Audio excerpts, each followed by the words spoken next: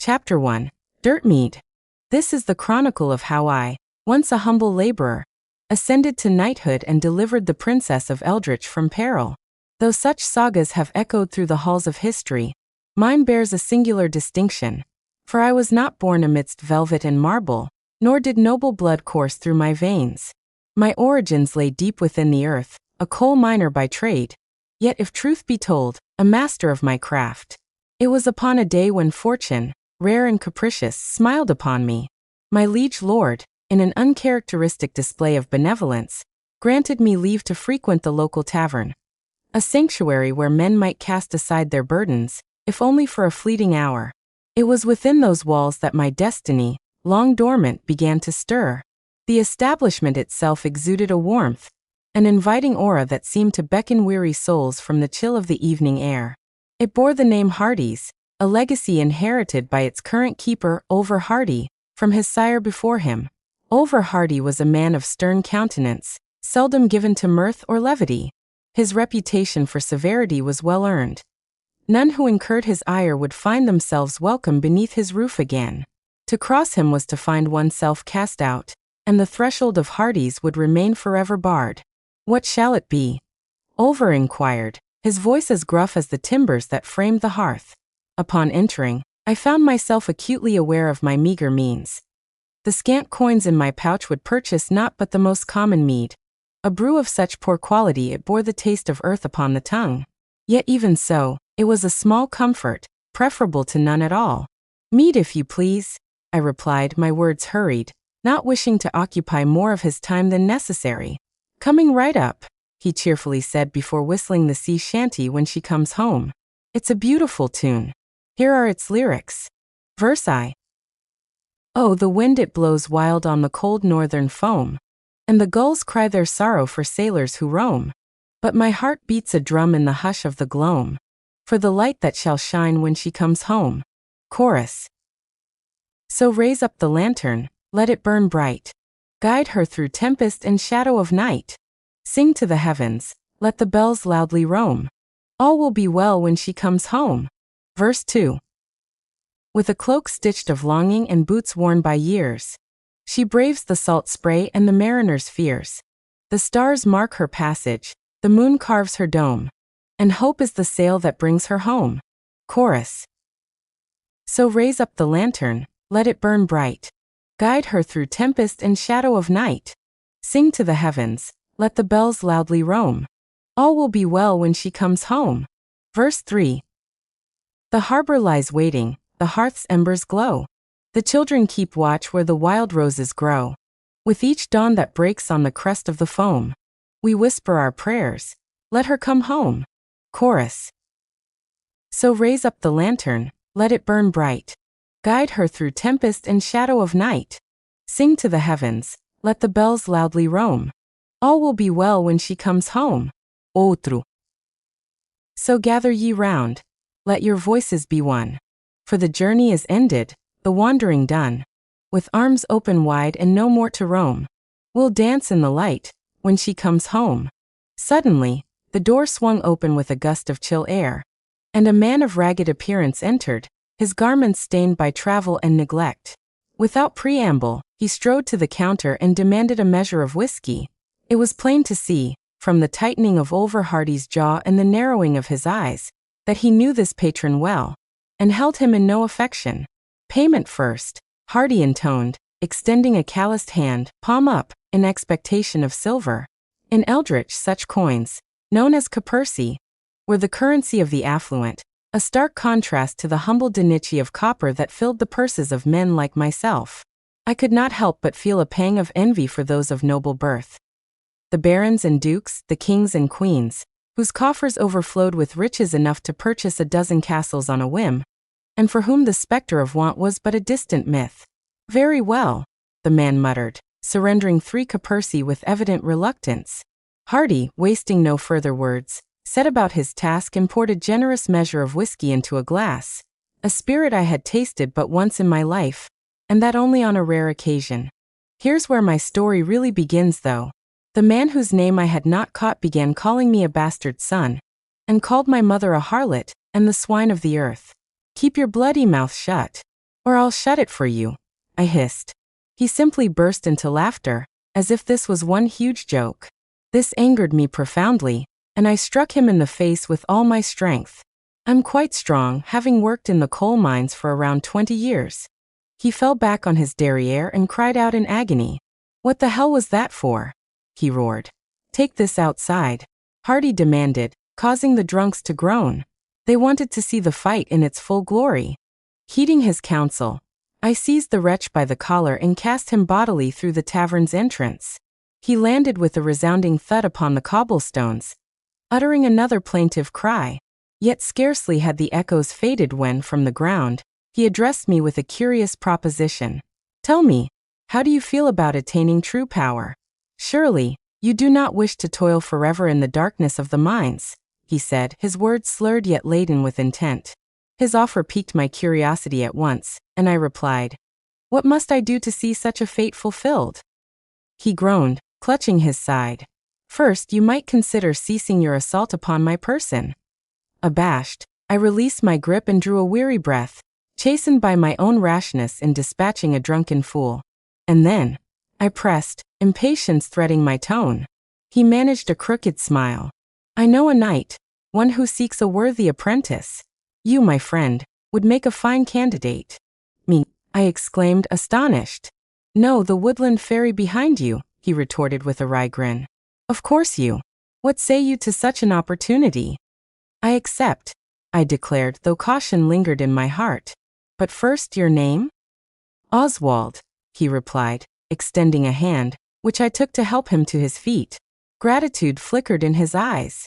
I am called Ian, I answered, my voice low, uncertain whether trust was yet warranted. Still, hope stirred within me. Perhaps this was the path out of my plight. Come, Ian, Oswald beckoned, and I followed him from the tavern, across the village's edge, and into a field lush with emerald grasses. Doubt not at me as I surveyed our surroundings, but Oswald assured me we had arrived. And where is this knight you spoke of? I inquired, glancing about in search of any sign. Chester, cease your skulking in the trees. You are no monkey, Oswald called out. Monkey, I echoed, perplexed by the unfamiliar term. He chuckled. A creature from the distant lands of Africa.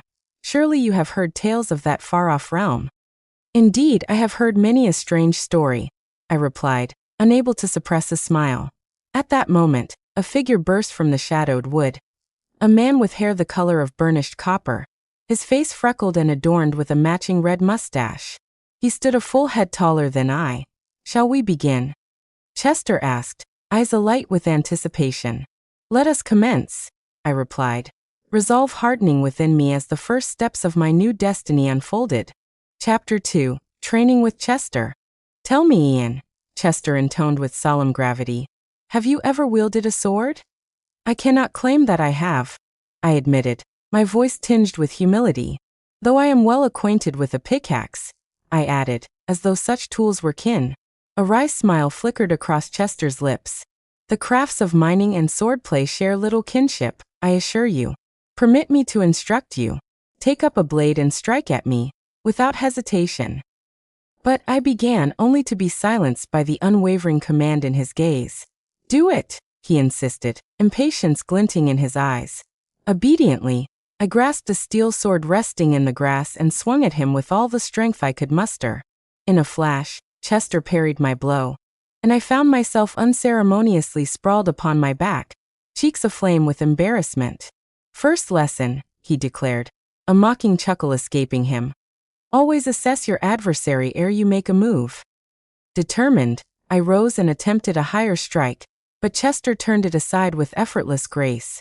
I stared in disbelief, unable to fathom how he had so deftly thwarted my attack. The question burned in my mind. Lesson the second. Seek the openings in your opponent's guard, he instructed. As his gaze dropped, I seized the opportunity and struck at his chest. He toppled backwards, yet seemed more pleased than wounded. Excellent. You are swift to grasp the rudiments of combat. Tell me, are you skilled with an axe? He asked, his tone shifting. Only in the splitting of firewood, I confessed, disappointment coloring my words. You must also learn to defend against axes, he cautioned, concern shadowing his features. "Lend me your shield," I requested boldly. To my surprise, he obliged, passing the heavy object into my hands. I marveled at its weight, for never before had I borne such a burden. Upon its surface was emblazoned the image of a serpent, its fangs bared in perpetual menace, poised to strike at any who dared approach. "You had best know how to wield that, Ian," Oswald called out, his voice edged with apprehension. In truth, I had quite forgotten his presence until that very moment. "Oh, I do not," I admitted, a nervous laugh escaping me. Chester's expression soured at my response. "Ian," he said, annoyance clear in his tone, "I shall do my utmost to block your blows," I promised. "If you do not, something, or someone, will surely devour you," Oswald warned sternly. "Someone?" I echoed, anxiety tightening my chest. "You have heard of the cannibal tribes of Morage, have you not?" he asked in a hushed voice, deepening my unease. I nodded, swallowing hard. The tales of those tribes had haunted my childhood, and I had always been cautioned never to cross their path. "I have indeed," I managed. "If you wish to avoid such a fate, then wield your shield with purpose," Chester said, his countenance devoid of mirth. "Yes, sir," I replied, striving for calm. "Good man. When we are finished here, I shall introduce you to the others," he said, clapping me on the back. "Let us proceed," I exclaimed, pride swelling within me. My priest had oft warned that pride would be my undoing if left unchecked. A wise man, gone too soon. But that is a tale for another time. Chester hefted a battle-axe and brought it down upon my shield with Herculean force. "By the gods, must you strike so fiercely?" I cried out in alarm. "Tell that to the Morage when they are carving you into 1,000 pieces," he retorted, reminding me of the gravity of my training. He was right. I could not expect mercy from my foes. "Again," I said, steeling myself. This time his blow was lighter, though I could sense he withheld his true strength. "What was that feeble attempt? I know you can muster more," I taunted, emboldened. With a grin, Chester delivered a strike so powerful it sent me tumbling, shield and all. "Does that suit you better?" he laughed. "Much better, indeed. Tell me, do you belong to a legion or company? I should like to meet more of your kind," I inquired, nearly pleading. It was Oswald who answered, not Chester. "There are 5 of us, myself, Chester, Garrett, and Winston." "You are forgetting one," Chester interjected. "We do not speak of Richard," Oswald sighed. "Why? Has he committed some grievous offense?" I asked, anxiety returning. "It is not so," Chester replied, his voice flat. "He is simply peculiar. Each full moon, he vanishes into the forest, behaving as though he were some woodland beast." I dreaded the thought of where he went each time there was a full moon. Was he practicing dark magic in there? I shook the thought away from my head. "Let's go," Chester ordered me. I followed him and found myself at a camping ground of sorts. It was filled with the 5 knights, most of whom gave me a look of disgust. "What is this screwball doing here?" Garrett demanded to know. "He's important. He beat me in a brawl," Oswald admitted sheepishly. "So? My grandmother could beat your arse," Winston jested. "Whatever, screw you guys," he pouted. "No thanks," Richard said out of nowhere. He had jet black hair and a raspy voice like gravel itself. My voice, on the other hand, is soft and gentle. Usually. "What do you know about anything, Richard?" Chester barked the question out. "I know you made a mistake bringing him along," he shouted back. I was left speechless by all of the insults. "Can we all just calm down? Please?" I asked, my pulse pounding. "You're right," Garrett admitted. "Please sit, Ian." Chester led me to the fire and sat me down. I felt glad I had some company. It certainly beat having to slave away in the coal mines all day. "Do you like music, Ian?" Oswald asked me out of nowhere. Yes. Who doesn't like music?" I chuckled. "Good point," Winston replied with a second chuckle. "Hey, why don't we sing When She Comes Home?" Chester asked the group. "Speak of the devil, I heard that song no more than an hour ago," I exclaimed happily. "Ready to sing, my fellow knights?" Chester asked everyone in the group. "Ready," we all said at the same time. We sang our hearts out that night. Chapter 3. A Royal Tragedy. We were awoken by a deafening trumpet call. a clarion note that pierced the quiet of the early dawn. It was the call of the royal family, unmistakable and urgent.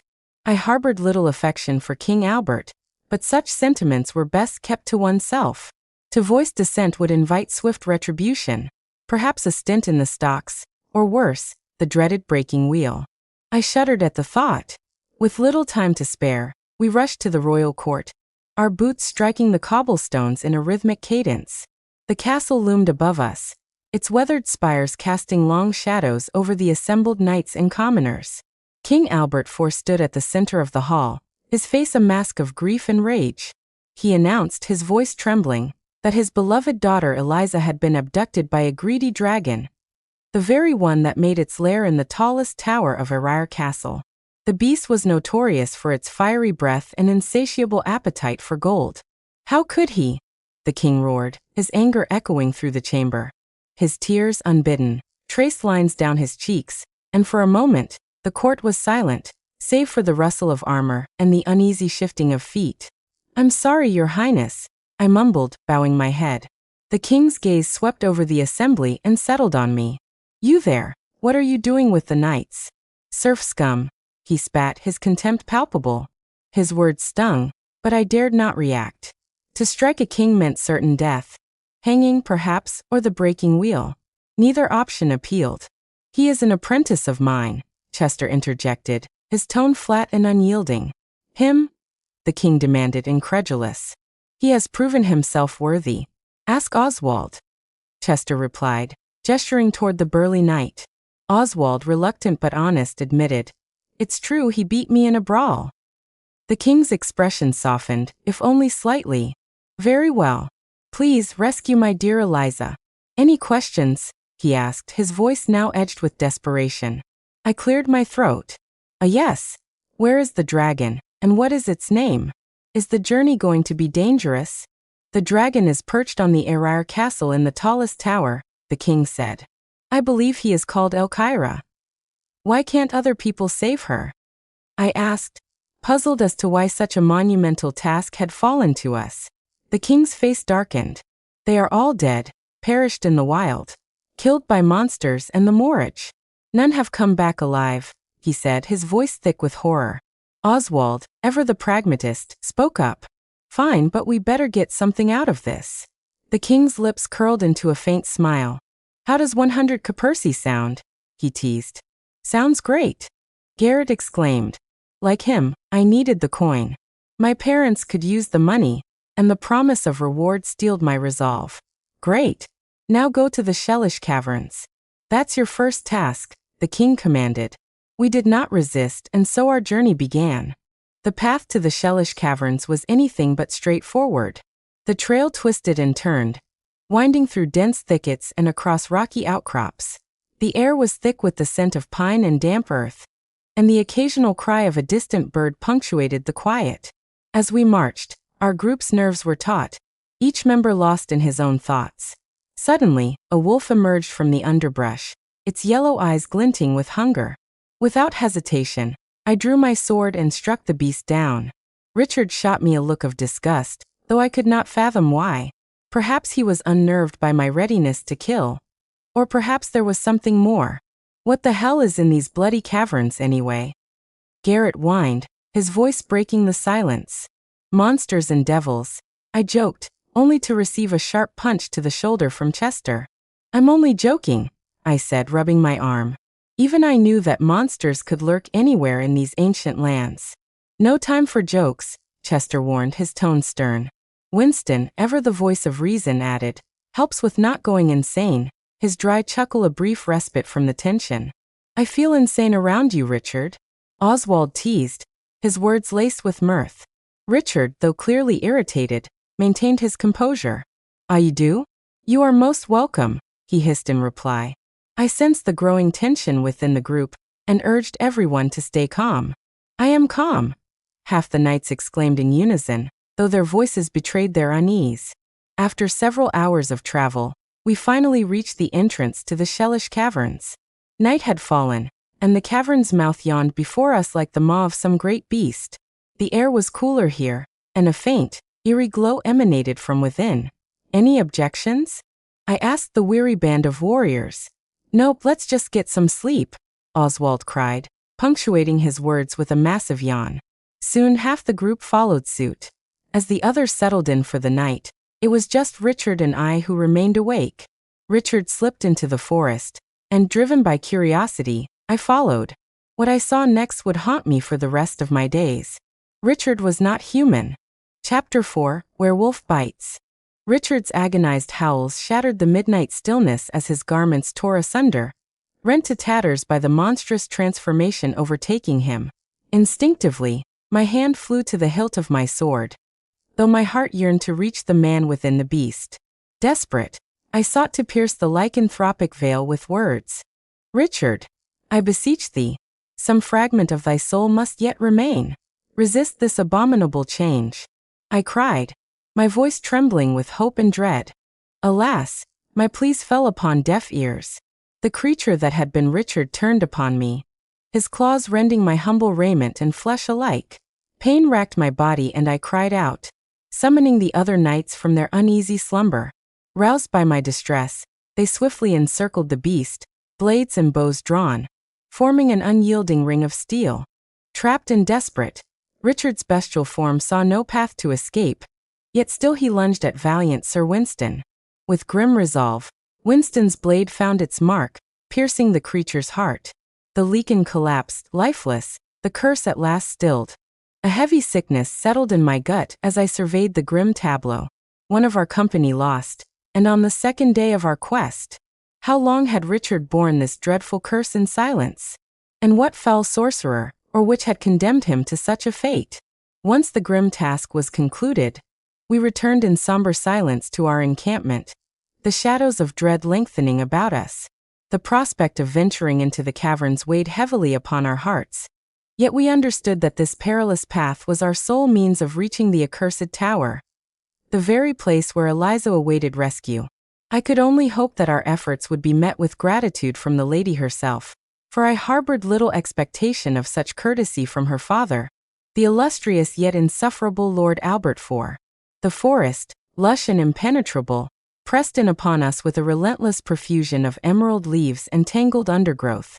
Amidst this verdant labyrinth, there stood a monstrous blossom, its petals vast and glistening, its gaping maw capable of swallowing a grown man whole. I had oft heard whispered tales of such carnivorous flora, Venus flytraps of prodigious size, but never had I beheld one with mine own eyes until that fateful day. Steady, Chester commanded, his voice low and resolute as we pressed onward through the seemingly interminable woodland. The forest played tricks upon our senses. Each glade and thicket appeared uncannily familiar, as though we wandered within an endless loop. The same riotous blooms and ancient trees emerged again and again, their repetition so precise it threatened to unravel the very fabric of our minds. Garrett's voice rang out, sharp with vexation. This accursed forest is repeating itself, he declared, his anger echoing through the tangled boughs. His frustration was shared by us all. Despair crept into our hearts, and I confess, I doubted whether we would ever emerge from this endless green labyrinth alive. What are we to do? Oswald cried, his voice tinged with desperation. We press onward, Winston replied, though sorrow shadowed his countenance. If only Richard were with us, I murmured, my words heavy with longing.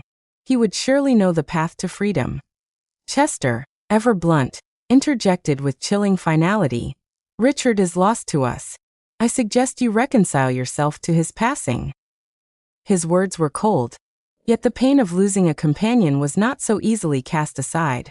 In that moment, an arrow whistled from the canopy above, missing its mark by a hair's breadth.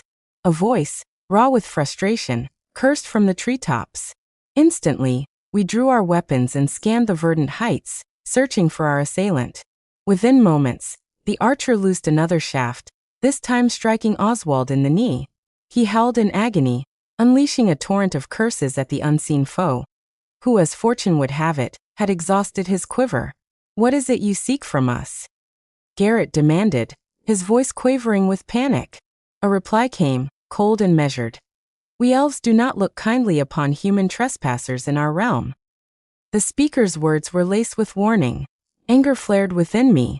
To the abyss with you, I shouted, unable to contain my rage. I do not wish to bring harm to any soul, the elf called down, and with a nimble leap, he descended from the branches, revealing himself at last.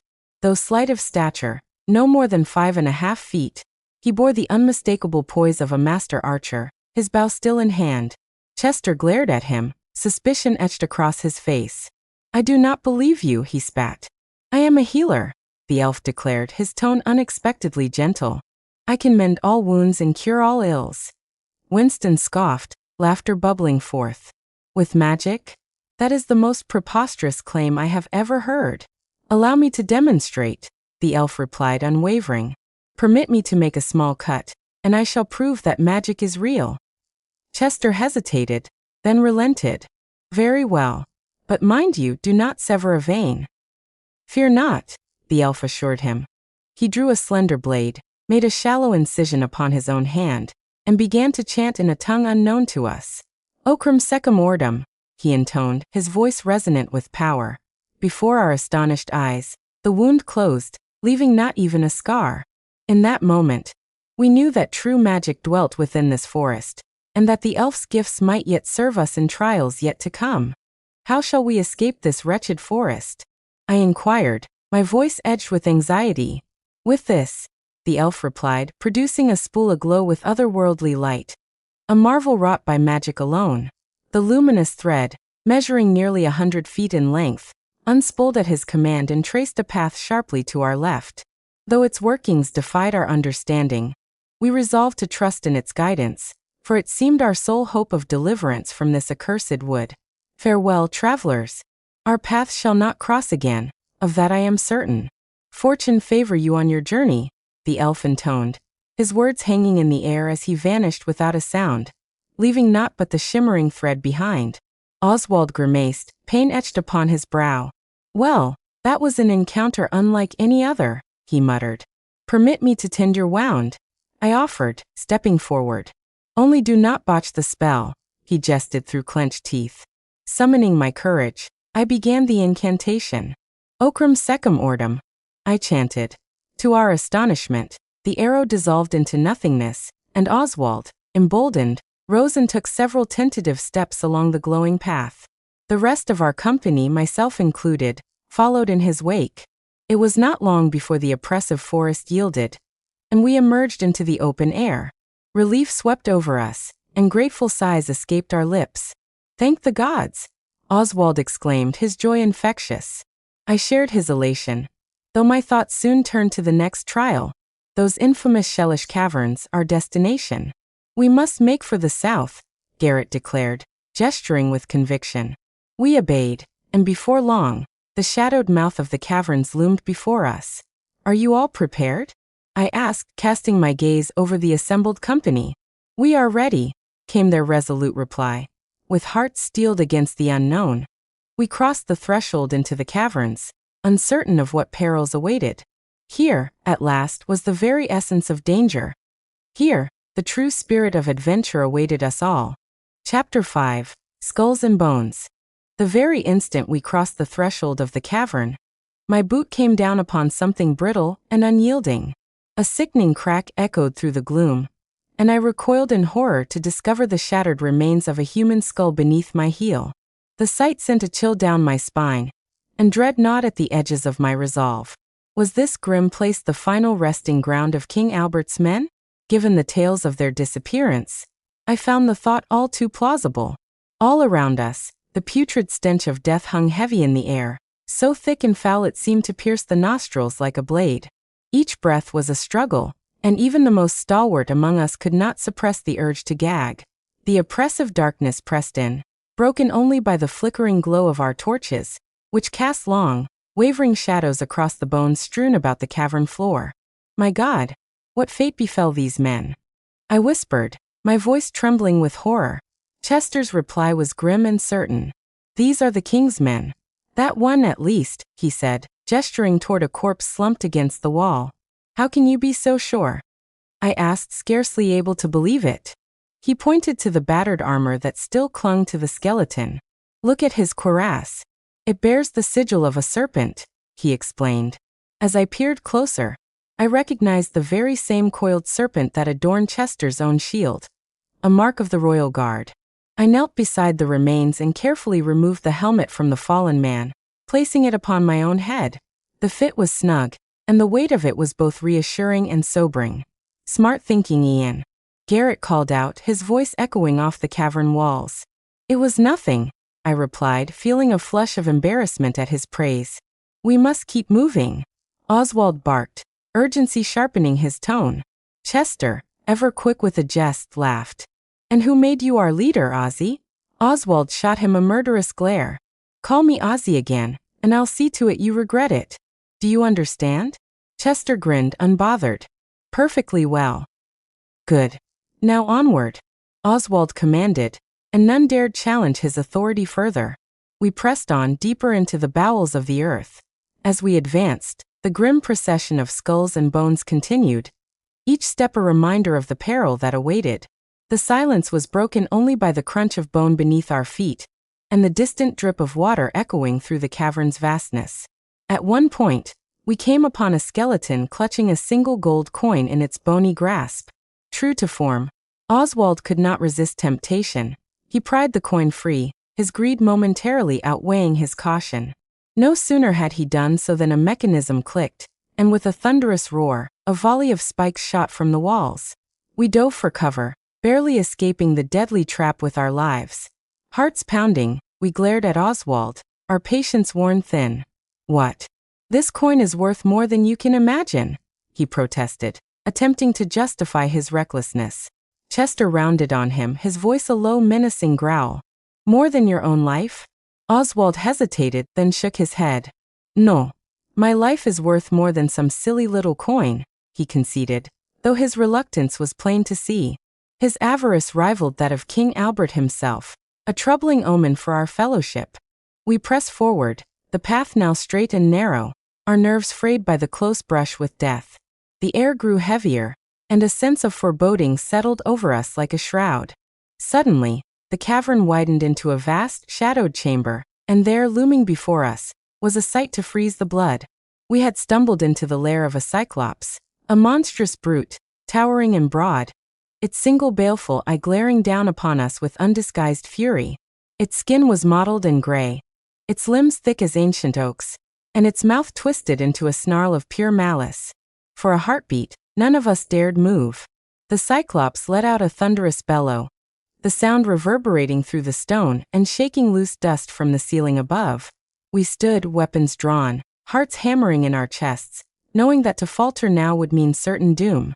Thus, in the depths of that cursed cavern, surrounded by the bones of the fallen and the stench of death, we faced a terror the likes of which none of us had ever known. Yet, in that moment, with the cyclops bearing down upon us, we understood that our true trial had only just begun. As the cyclops' roar faded, the very walls of the cavern seemed to tremble in response. The creature's single, bloodshot eye swept over us, its gaze burning with ancient hatred. For a moment, time itself seemed suspended. The only sounds were our ragged breaths and the distant, mournful drip of water from the stalactites above. Chester was the first to recover, raising his shield and stepping protectively before our group.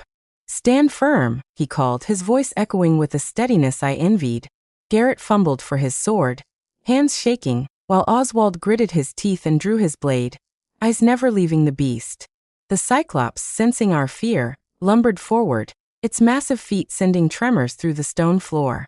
With each step, loose rocks tumbled from the ceiling, and the bones of the fallen rattled in grim chorus.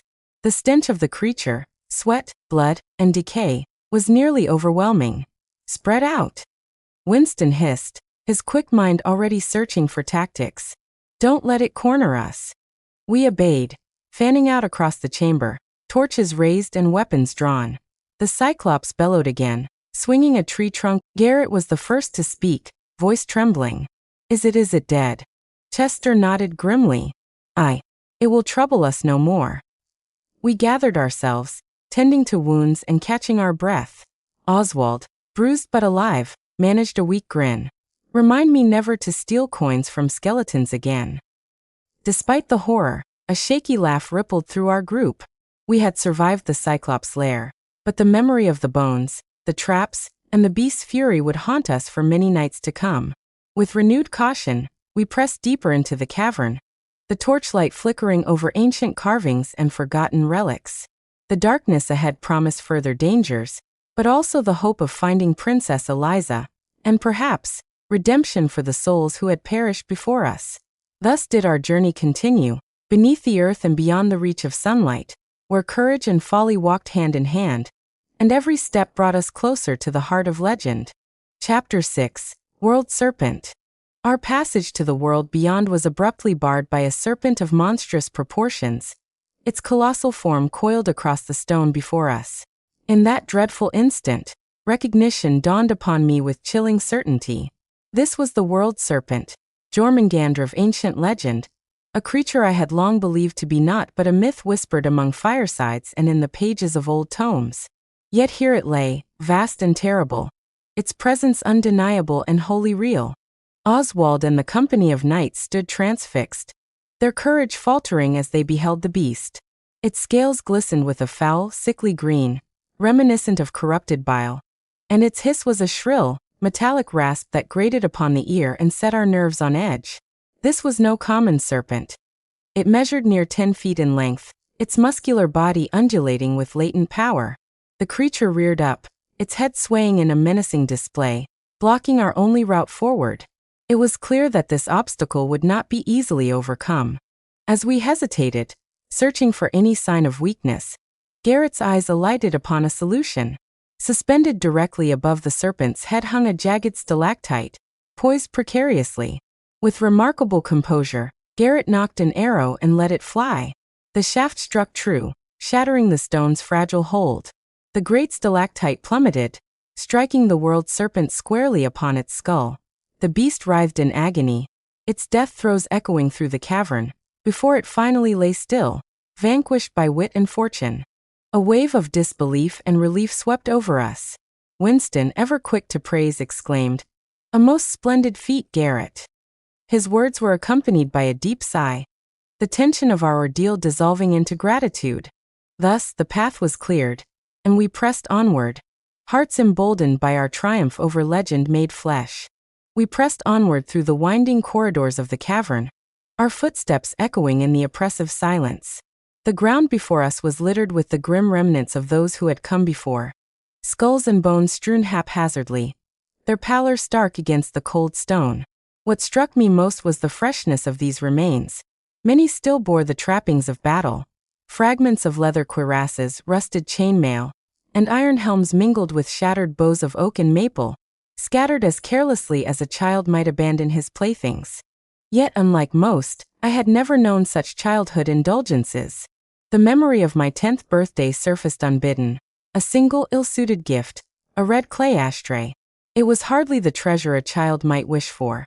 And the recollection only deepened the somber mood that hung over us as we moved through that macabre gallery of the fallen. "This place unsettles me to the core. Death lies thick upon the air," Winston murmured, his voice taut with unease. Chester responded with a dry, brittle chuckle.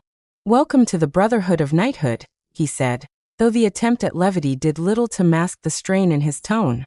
It was plain to see that he, too, warred with the encroaching shadow of dread. Each breath seemed to draw him closer to the edge of reason. "I fear I am losing my wits in this cursed place," I confessed, my sigh heavy with despair. Each ragged inhalation seemed to erode my sanity, bringing me ever nearer to the brink. Chester, ever the resolute leader, took decisive action. With a swift motion, he struck me across the cheek, a stinging blow that startled me from my melancholy. Though the pain was sharp, it served its purpose, rousing me from the depths of sorrow and rekindling my resolve. In that moment, I found the strength to press onward, my spirit steeled anew. "Onward, my fellow knights," he ordered. Nobody hesitated, not even Oswald, who took a jade dagger from a nearby skeleton's hand. It was a brilliant dark green hue, no doubt cursed. Why else would it be there? "Oswald, fortune favors you. There were no traps to claim you there," Garrett remarked with a sarcastic guffaw. Yet scarcely had those words left his lips when fate turned cruel. A dagger, wrought of some infernal black metal, leapt from its resting place as if animated by demonic sorcery. With unnatural speed, It buried itself deep within Oswald's chest, its razor-sharp edge finding his heart. He stood no chance against such malevolent magic. He staggered, blood blooming upon his tunic, and collapsed to the cold stone floor, managing only to gasp, "But why?" A cry of horror tore itself from my throat. "By the gods!" "Indeed," Chester echoed grimly, his voice heavy with shock and sorrow. For a moment, none among us knew how to act. We stood transfixed by the horror of what had transpired. Winston, pale and trembling like a leaf in a storm, began to shake uncontrollably, his fear threatening to undo us all. Chester knelt beside him, his tone uncharacteristically gentle. "Steady, Winston. You are safe for now." "The dagger, it moved of its own will," Winston whimpered, his voice small and broken. "Aye, it did," Garrett confirmed, his bravado now fled, replaced by fear. Chester rose, his expression grave. "Let no one touch anything within these cursed halls," he commanded, his words brooking no argument. Not even the faintest trace of a smile crossed his lips. We understood, in that moment, that the very stones around us might harbor death. We pressed onward through the labyrinthine tunnels, our spirits battered and our minds fraying at the edges. At last, a faint glimmer of light appeared ahead, a slender promise in the oppressive gloom. The sight filled us with desperate hope, and we hastened toward it, stumbling over loose stones and the remnants of ancient bones, each of us yearning to escape that accursed underworld. Light meant land, and land meant safety. We had been perilously close to losing ourselves to madness within those haunted depths. The very thought of lingering even a moment longer sent a chill through our souls. Only 4 remained of our once larger fellowship: myself, Ian, steadfast Chester, quick-witted Garrett, and trembling Winston.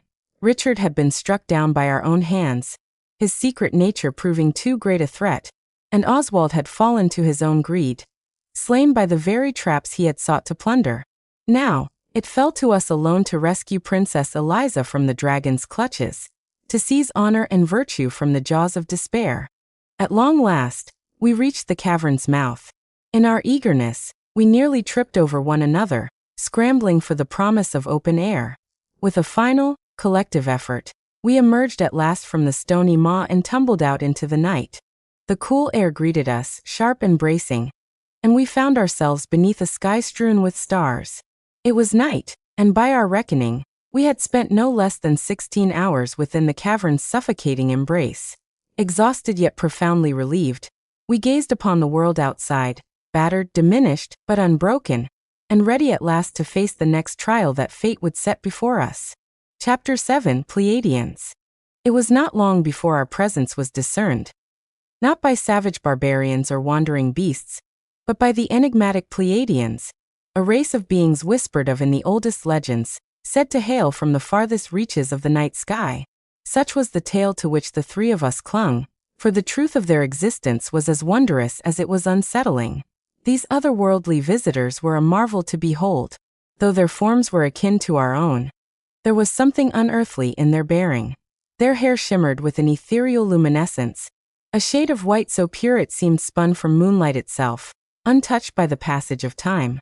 Their skin was pallid, almost spectral, and their eyes shone with the brilliance of turquoise seas, deep, ancient, and unfathomable, as if they carried within them the memory of distant worlds. Garrett, ever vigilant, was the first among us to break the silence. His hand gripped the hilt of his sword, knuckles white with tension, as he addressed the strangers with a voice that rang through the glade like the roar of a lion upon the sands of the arena. "Who are you truly, and what is it that you seek from us?" he demanded, suspicion and awe mingling in his tone. The tallest of the Pleiadians, who called himself Micaiah, stepped forward. His voice, soft and melodious, seemed to caress the very air, a gentle murmur that could soothe even the most restless soul. "We mean you no harm, Garrett," he intoned, his words carrying a weight of sincerity that was difficult to doubt. Though he was the first to speak, it was clear that all among them shared his intent. Yet it was not their words that astonished us most, but the manner in which they communicated. The Pleiadians possessed a gift unknown to any mortal of our world: the ability to speak without uttering a sound, conversing through the silent language of the mind. Their thoughts brushed against ours like a cool breeze, clear and unbidden, and far from unsettling, It was a marvel to witness. Garrett's eyes widened, his face draining of color. "How is it that you know my name?" he demanded, his voice trembling with a mixture of fear and incredulity. "We have watched over the land of Eldritch for nearly 20 years, replied Nadera, the one of average stature, his voice as smooth as flowing silk. His gaze was gentle, yet ancient, as though he had witnessed the rise and fall of empires. A surge of anger welled within me, sharpened by the memory of Oswald's tragic demise. His life claimed by his own greed, a fate our priests have long condemned as the folly of unnecessary desire. "And yet, you offered us no aid?" I asked, my voice edged with bitterness. Micaiah's expression grew somber. "We dared not reveal our existence, for such knowledge would surely bring our doom. Were we discovered, we would be hunted mercilessly, our bodies reduced to wretched trophies to be paraded through the town square. Though our hearts longed to offer aid, the perils of exposure were far too grave." My heart was laden with sorrow, for they were but castaways upon this realm, strangers to its very essence, never destined to find belonging within its bounds. Their plight awakened in me a deep and abiding sympathy, for I too knew what it meant to be an outsider. Curiosity overcame my melancholy, and I could not help but inquire, "Might I ask how you came to dwell upon this world?" Micaiah's lips curled into a faint, wistful smile. "Ah, that is a tale both tragic and amusing. Our vessel, a ship of the stars, crash-landed upon a mountain some 5 kilometers distant. By fortune's grace, we survived unscathed, and even had we been injured, we possess a bomb, Ultima, that mends flesh and bone with but a touch." "Ultima?" I repeated, bewildered by the unfamiliar word. "Yes, would you care to try some?" Micaiah offered, his eyes alight with genuine kindness. "Gladly," I replied, a smile spreading across my face. Garrett, however, let slip a low growl of warning, ever the skeptic. "It is well, Garrett. Be at ease," Natera said, placing a reassuring hand upon his shoulder. The gesture seemed to calm him, if only a little. Micaiah turned his attention to Winston, who had been uncharacteristically silent. "Winston, you are quiet. Does something trouble you?" he asked, his tone gentle and sympathetic. Winston, whom I had always regarded with a certain fondness despite his timidity, spoke at last. "I am simply trying to make sense of all this. I am not certain we can trust you. For all we know, you may turn upon us in the night," he said, his voice grim and wary. His caution was not unfounded. Kindness so freely given often conceals hidden dangers. Micaiah shook his head softly. "We shall not betray you, Winston. In truth, we would offer our services as your watchman through the night, if you would permit it." He looked to Chester for approval. Chester, ever prudent, nodded. "Very well. But let there be no mischief, no laughter or jests." "I mean it," he declared, his voice echoing through the clearing. "Understood, sir," Micaiah replied with a respectful bow, before seating himself upon a nearby log. As the fire crackled and the night deepened, a drowsiness descended upon us, heavy and irresistible. It seemed as though the very air conspired to lull us into slumber. In the end, it was just us, the fire's gentle glow, and the mysterious, wondrous Pleiadians. That night, we slept as soundly as babes, untroubled by fear or doubt. Not until the dawn, at least, for when the first light crept across the horizon, we discovered the Pleiadians had vanished, leaving behind only a small satchel of Ultima, a silent token of goodwill, clearly left with purpose. I roused my companions, a wild sense of anticipation stirring within me. "Adventure waits for no one. Seize the day, for it may well be your last," I declared, my voice ringing with grim determination. Garrett, ever quick with a jest, mocked. "Well, aren't you just a ray of sunshine, Ian?" I grinned, undeterred. "Perhaps I am, Garrett. Perhaps I am." Our next destination loomed before us, more daunting than any we had yet faced, for we were to journey into a necropolis, a city where no living man dared dwell, and where the shadows of the past held sway. And so, with hearts steeled and spirits renewed, we pressed onward, into the unknown. Chapter 8. City of the Dead. By mere happenstance did we come upon the city, our arrival guided less by intent than by the whims of fate. We had followed a winding, grassy path, the gentle earth soft beneath our feet, until the land itself began to change. The ground grew black and treacherous, jagged stones jutting forth like the broken teeth of some ancient beast. The air thickened with the acrid stench of sulfur, a foul miasma that assaulted our senses and threatened to turn our stomachs. Each of us, seeking respite, pinched our noses in a vain attempt to ward off the odious fumes, our voices rendered sharp and serpentine, hissing with every word. The memory of serpents was still fresh in my mind, the horrors of that accursed cavern haunting my thoughts. We had lost a companion to those depths. Foolish, perhaps, but a knight of courage nonetheless, a soul marked for greatness he would never claim. His absence weighed heavily upon us as we pressed onward, the shadow of the volcano looming ever closer, and the city of blackened stone rising before us like a grim omen upon the land. Upon our venture into that forsaken city, where no living soul dared dwell, we chanced upon a catacomb, its entrance yawning wide like the maw of the underworld itself. The silence was profound, broken only by the echo of our footsteps upon ancient stone. The only sign of life, if it could be called such, was a great hound, spectral and wild, that bounded through the shadows and barked with a fury that seemed to shake the very bones of the earth. No sooner had its howls pierced the gloom than a most dreadful sight befell us. The dead, long consigned to rest, began to stir. Skeletons clawed their way from the soil and shattered sarcophagi, their bony fingers scraping against stone as they rose in a cacophony of screeches, a ghastly chorus that chilled the blood. "Peace, noble dead. We mean you no harm," I pleaded, my voice trembling as I sought to reason with the restless spirits. Yet my words found no purchase in their hollow skulls. With a terrible hunger, they lunged for me, skeletal hands outstretched. It was only the swift intervention of Chester, his blade flashing in the gloom, that spared me from their grasp. His timely parry turned aside the nearest assailant, granting me precious moments to recover. Without his valor, I would surely have been lost to the darkness and the dead. Fool! These wretches know neither pain nor mercy.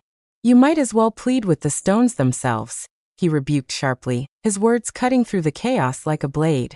In truth, he spoke rightly, and from that moment forth, I abandoned all hope of reasoning with the undead.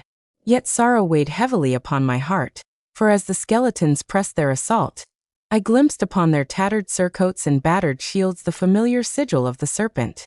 These were the king's men, once noble and valiant, now reduced to hollow revenants, doomed to wander in restless torment. I hewed and thrust my blade amidst the endless tide of skeletal foes, their numbers seeming without limit, a ceaseless legion risen from the depths. Weariness threatened to claim me, yet I dared not yield to exhaustion or despair. The memory of Oswald's fall, ay, and Richard's too, burned within my breast, lending strength to my arm and resolve to my heart. I would not perish here, not while vengeance and duty yet called me onward. "Knights, climb higher," Chester commanded, and began running up a rocky hill. We followed suit, and soon found that we could simply shoot the skeletons with arrows and slash them afterwards. Thus did we persist, locked in relentless combat, until at last Winston's quiver lay empty, its final arrow spent. Undaunted, we pressed on, cleaving the skulls from the shoulders of every ghastly revenant that assailed us, their bones clattering to the stones in grim defeat. The spectral hound, whose baleful barking had summoned this unholy tide, leapt once more into our midst. With a single well-timed stroke, we reduced it to naught but dust upon the wind. Yet our ordeal was far from over. The fiends of the night continued their onslaught, their ranks unbroken and their strength seeming only to wax with each passing moment. The darkness pressed ever closer, and the air grew thick with the stench of ancient death, as if the very shadows themselves conspired to overwhelm us. In that dire moment, when all hope seemed but a fading ember, a blinding flash of radiant white light erupted through the gloom. The brilliance seared the darkness, and in its wake, the skeletal horde was shattered, each foul revenant bursting asunder into 1,000 fragments, their bones clattering to the earth like hail upon stone. Amidst the settling dust stood a solitary figure, a man of venerable years, his beard streaked with gray, and about him clung the pungent aroma of tobacco smoke, a scent so acrid and potent that it set my nostrils to writhing in protest.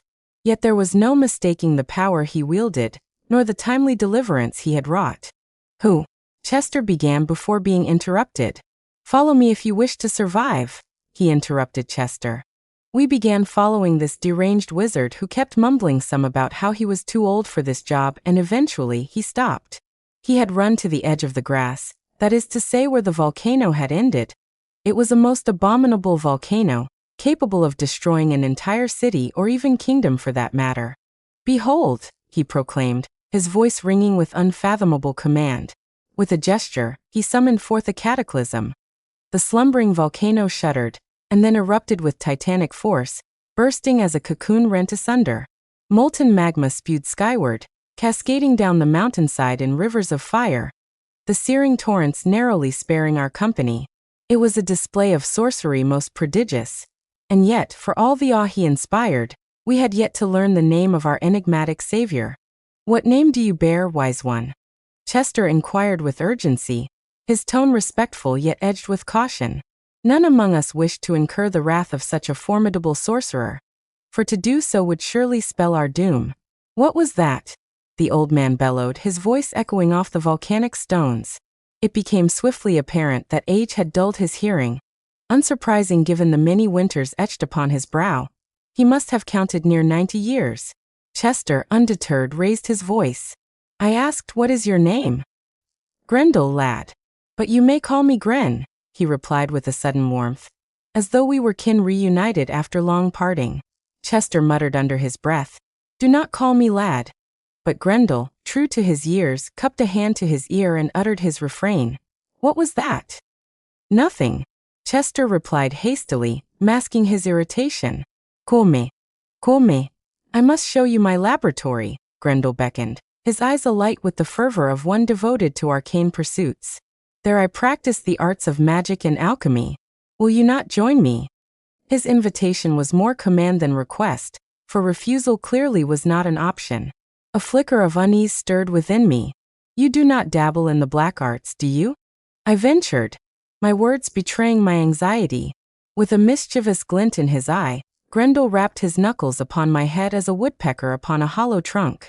"Oh, most assuredly," he replied with biting sarcasm, the humor of the aged shining through his eccentricity. Though senile he might seem, his wit had not yet abandoned him. We trailed after Grendel as he approached a weathered door, its surface etched with runes of forgotten power. With a flourish of his gnarled hand and a whispered incantation, the ancient portal groaned open, yielding to his command as though compelled by the very winds of magic.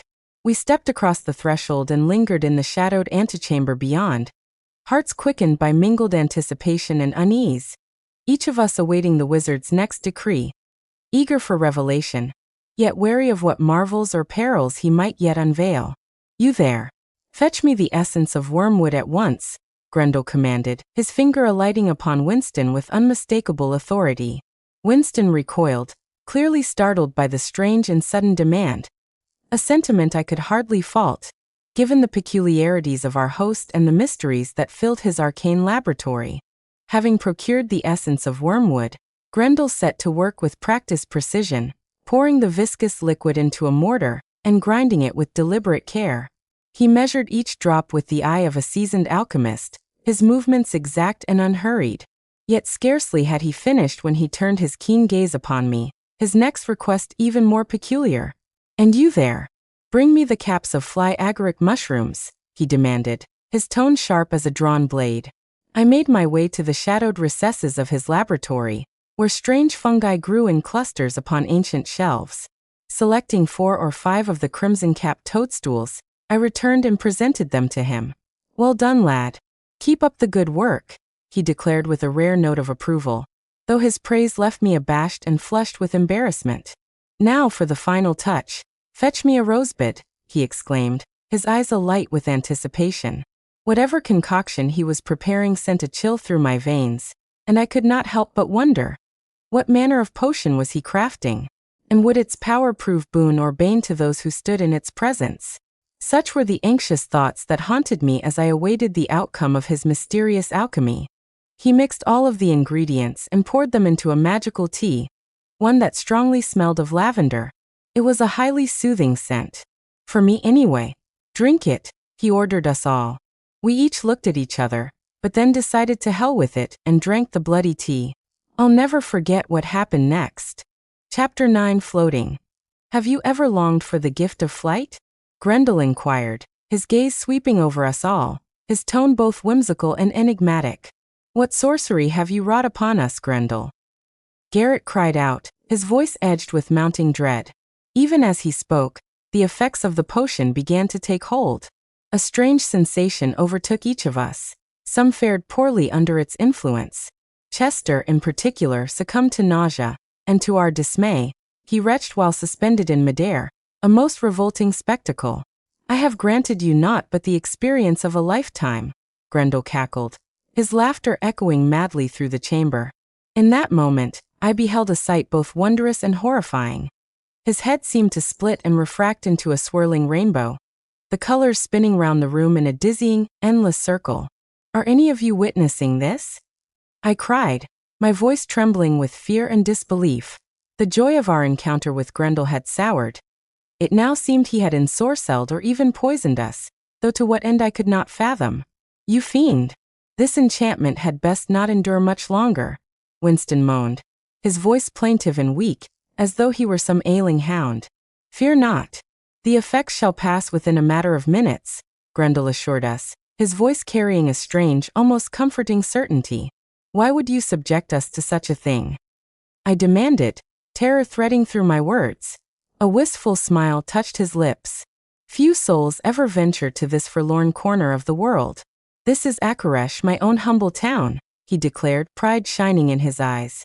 And what, pray tell, sets this desolate place apart from any other? I pressed, bewildered by his sudden enthusiasm. Grendel's eyes gleamed with mischief. Hidden within these unremarkable streets lies a secret fellowship of magicians. They convene in the shadows at the rear of the tavern. If you wish, I could escort you to their clandestine gathering, he offered, as if revealing a treasure long concealed from mortal eyes.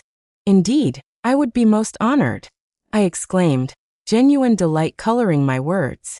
Eccentric though he was, there could be no denying that Grendel had delivered us from peril, and for that, he had earned both my gratitude and my trust. You cannot be in earnest, Ian. Let us rid ourselves of this ancient madman once and for all, Winston snarled, his voice low and dangerous. With reckless abandon he lunged at Grendel, blade drawn. Yet the wizard merely raised a hand, and with a word of power froze Winston in place, paralyzed, caught in the grip of unmoving time. Terror was etched upon Winston's face, and rightly so. Such is the fate of those who would attempt to slay one so vital to our quest. I shall release him, Grendel declared, his tone as cold and unyielding as winter stone. But be warned, should he dare raise his hand against me again, I shall transform him into an abomination. A chill ran through me. What do you mean by that? I asked, my voice tinged with apprehension. Grendel's eyes flashed with arcane promise. I mean, should he threaten my life once more, I shall turn him into a taper, an ignoble beast fit only for ridicule. Please spare me such a fate, Winston cried, his voice quivering with dread, his eyes wide as a hunted stag's. Then swear you shall never again seek to harm me, Grendel thundered, his patience worn thin. I swear it, Winston replied, trembling like a wounded fawn. Very well, Grendel said, releasing his spell. He gestured grandly toward a tavern that stood nearby, its walls painted in vibrant hues of deep violet, emerald green, and sky blue, a fantastical sight, more splendid than words could capture. Come, let us proceed. Our path lies within. Ah, had you but witnessed that marvel with your own eyes, truly, it was a sight to stir the soul. At last we have arrived, Grendel proclaimed, gesturing grandly toward the entrance. He indicated a stout door, its surface adorned with intricate carvings and sealed fast with a heavy lock. With a flourish of his staff and a resonant incantation, Ognum Ocus Unlockum. The lock dissolved into nothingness, vanishing as though it had never been. Once more, the old wizard confounded our expectations, and we stood in awe of his power. Come, let us enter, he beckoned, stepping forward into the mysteries that awaited within. Come, let us enter, Grendel intoned, his voice echoing with quiet command as he strode forward into the unknown wonders that awaited within. Crossing the threshold, we found ourselves in a tavern unlike any other, a place where enchantment danced in every corner. Mugs upon the tables brimmed and refilled of their own accord, frothy ale cascading without end. Brooms glided across the floor, sweeping with a will all their own, as though animated by the spirits of the air. For a moment, I questioned my very sanity, especially when one such broom paused before me and addressed me in a voice bright with cheer. "Welcome, noble knights. Pray be seated. The ale shall pour itself," it declared merrily. Chester, ever the skeptic, gaped in disbelief but could not resist the invitation. He settled himself upon a sturdy stool near the entrance, his freckled face alight with astonishment. As he raised his mug, his beard dipped into the frothy crown, leaving him looking most comical. "Chester, you've a bit of foam upon your beard," Garrett managed, barely stifling his laughter. "Oh, have I?" Chester replied, hastily wiping his beard, his cheeks flushing with embarrassment. "It's gone now," I assured him, chuckling heartily. Ah, if only such moments of levity could endure forever. Yet our respite was fleeting. Grendel's voice cut through the mirth, grave and insistent. "We must be away, and swiftly." "Leave? But I could grow fond of this enchanted haven," I protested, the warmth of the ale making my words thick. "Our true purpose awaits you, fool," Grendel said, his eyes shadowed with foreboding. "We must seek out the Lich King, the architect of the undead legions that plague this land. Steel yourselves, for he will not welcome us kindly." "Very well, let us be off. What are we waiting for?" Chester declared, rising with renewed resolve. "I know not," Winston murmured, his voice trembling. "Liches are the stuff of nightmares." Already, a pall of defeat seemed to shadow his brow. "Come, you coward," Chester commanded, clapping him on the shoulder. "Very well, but I have a most dire feeling about this," Winston replied, shivering as though gripped by a chill wind. And his premonition proved true, for as we pressed onward, the Lich King awaited us in his shadowed hall, his eyes burning with malice. With a gesture, he unleashed his sorcery, seeking to claim our very lives for his own dark purpose. Chapter 10. The Lich King. The road to the Lich King's domain was a path etched in dread and whispered legend. Our journey had begun under the pale light of a crescent moon, the air thick with the scent of damp earth and the distant howls of creatures that prowled the moors. Each step brought us nearer to the accursed stronghold, a fortress wrought of blackened stone and the bones of those who had dared to challenge its master. The Lich King, it was said, could sense the approach of any living soul, his awareness a shroud of sinister mystery woven from necromantic arts beyond mortal ken. By what dark sorcery he discerned our coming, I could not fathom. Perhaps it was the pulse of our beating hearts, or the scent of warm blood upon the wind. As we drew closer, the land grew barren and lifeless. The trees, once tall and proud, stood as gnarled sentinels, their branches clawing at the sky. No skeletal sentries patrolled the road, nor did gibbering ghouls or other foul beasts emerge from the shadows. The silence was oppressive, broken only by the crunch of gravel beneath our boots and the occasional rustle of dead leaves. The ease of our passage unsettled us all, for in the heart of the blighted lands, such simplicity was a portent of doom. Chester, ever the voice of caution, whispered, "This is far too easy." His words hung heavy in the air, a sentiment echoed by the uneasy glances exchanged among my fellow knights. We knew well that in matters such as these, a trap was ever present, lurking just beyond sight, waiting to ensnare the unwary. At last, the blackened gates of the Lich King's fortress loomed before us, their iron bars twisted into grotesque shapes that seemed to writhe in the flickering torchlight. The air grew colder, and our breath misted before our faces as we crossed the threshold into the heart of darkness. The Lich King himself awaited us upon his throne of ruin, a figure crowned in bone and shadow, his presence a blight upon the world. His eyes, hollow and fathomless, regarded us with a cold indifference that chilled the soul. "Rise and kneel before your king," he commanded, his voice a whisper that echoed through the haunted halls. But Sir Garrett and Sir Winston, proud and unyielding, defied him. With a mere gesture, the Lich King summoned skeletal thralls from the shadows. They shambled forth, their bony fingers seizing my comrades and forcing them to their knees in a grotesque mockery of fealty. The sight was an affront to all that is noble and just, and I could not hold my tongue. "You cannot command such dishonor," I bellowed, my voice ringing through the cold, lifeless halls. The Lich King turned his gaze upon me, his eyes colder than the grave. "Fools," he intoned, his voice a chill wind upon the soul. It is folly to trespass within a necromancer's domain. We did not choose to wander into this forsaken abyss. Garrett spat, his anger burning bright even in the face of death. The king's reply was a thing of nightmares. "Shall I silence your insolence with steel, and take your tongue as tribute?" he hissed, his words a promise of torment. Dread coiled in my heart. Yet I knew we could not falter. Not when Princess Eliza's fate hung in the balance. To perish here, to be reduced to dust and bone, would be to invite eternal shame and scorn upon our names throughout all of Eldritch. With bold defiance we challenged the king, demanding satisfaction through single combat.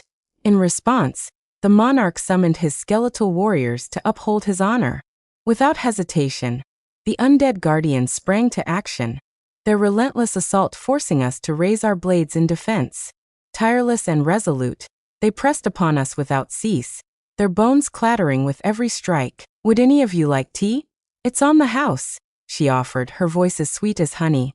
Chester, ever eager, accepted with a cheerful sure, and began drinking the tea she poured. The rest of us, weary from our journey, allowed ourselves to relax, lulled by the warmth and comfort of the inn. About half an hour passed before Chester began to complain of stomach pain. At first, we thought little of it, attributing his discomfort to the rigors of travel. But as the pain spread to the rest of us, suspicion began to gnaw at the edges of my mind. My vision blurred, and the world spun around me. I collapsed to the floor, my consciousness slipping away. The other knights, realizing what was happening, began to shout at the walls, their voices filled with confusion and fear.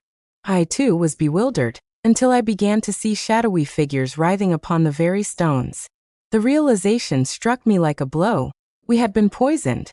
The foul nightshade tea had done its work, and we were at the mercy of our treacherous host. To make matters even more dreadful, Celie had vanished, our coffer plundered of every last coin. We were left bereft and betrayed, our bodies racked with pain, our minds clouded by the poison's grip. The world around us dissolved into darkness, and I knew that if we did not act swiftly, we would perish in this cursed inn. But that, my friends, is a tale for another time. For now, let it suffice to say that our journey was far from over, and the trials that awaited us would test the very limits of our courage and resolve. The road ahead was uncertain, but we would face it together, as brothers in arms, bound by honor and the unyielding spirit of Eldritch. And so, as the poison coursed through our veins and the darkness claimed our senses, we clung to hope, knowing that even in the face of betrayal and death, the light of courage would guide us onward. For in the world of adventure, where magic and mystery walk hand in hand, the greatest battles are fought not with steel, but with the strength of the heart and the indomitable will to endure. Chapter 11. Twin Brother. Grendel had a brother, a twin named Ursus, a name, if memory served, that meant bear, in the tongue of long-forgotten empires, though I could not be certain. Whatever his name signified, he was no mere legend, but a shadowed figure lurking in the annals of forgotten lore. But these revelations paled beside the folly of our own making. We brave warriors, seasoned adventurers, had been rendered fools by a single draught of poisoned tea. The brew had been foul from the first sip, a concoction so wretched it should have roused suspicion in even the dullest of minds. Yet we drank, and now we paid dearly for our negligence. Our coin was gone, pilfered from our very pouches as we writhed in delirium. She robbed us. Winston bellowed, his voice a tempest of wrath fit to shake the very stones of the inn. His fury was a thing to behold, a storm of indignation that might have cowed lesser men. She stole mine as well, I admitted, my voice thick with shame. The weight of my own foolishness pressed upon me like a cloak of lead. That is why you must listen with your mind, not your bloody heart, Ian. Chester's words struck deep, a blade of truth piercing my pride. He was right, of course, and I could not deny it. But to admit it aloud would be to surrender the last vestige of my dignity. And so I held my tongue, nursing my wounded spirit in silence. Grendel has a twin brother, I announced, my voice calm and measured, shattering the silence of the firelit chamber. My companions turned as one, their faces painted with astonishment and disbelief. How do you know this? Chester demanded, his brow furrowed as he studied me with a mixture of suspicion and intrigue. I beheld it in a dream, I admitted, bracing myself for their mockery and scorn. Yet to my surprise, not a single jest was cast. Instead, their eyes remained fixed upon me, filled with a quiet intensity. "Tell us more," Garrett urged, his curiosity mirrored in the eager faces of the others. I took a steadying breath, recalling the vision that had haunted my sleep. "He was weaving a spell to banish dark spirits, specters if you will," I explained. At my words, a palpable chill descended upon the room. My companions shuddered, their hands tightening around weapons and talismans. It was clear they were not prepared to face such spectral horrors, and the weight of my revelation settled heavily among them. "By the gods and all the ancient oaths, I will not face these accursed phantoms," Winston roared, his voice trembling with fear as he stepped back, his hand instinctively reaching for the hilt of his blade.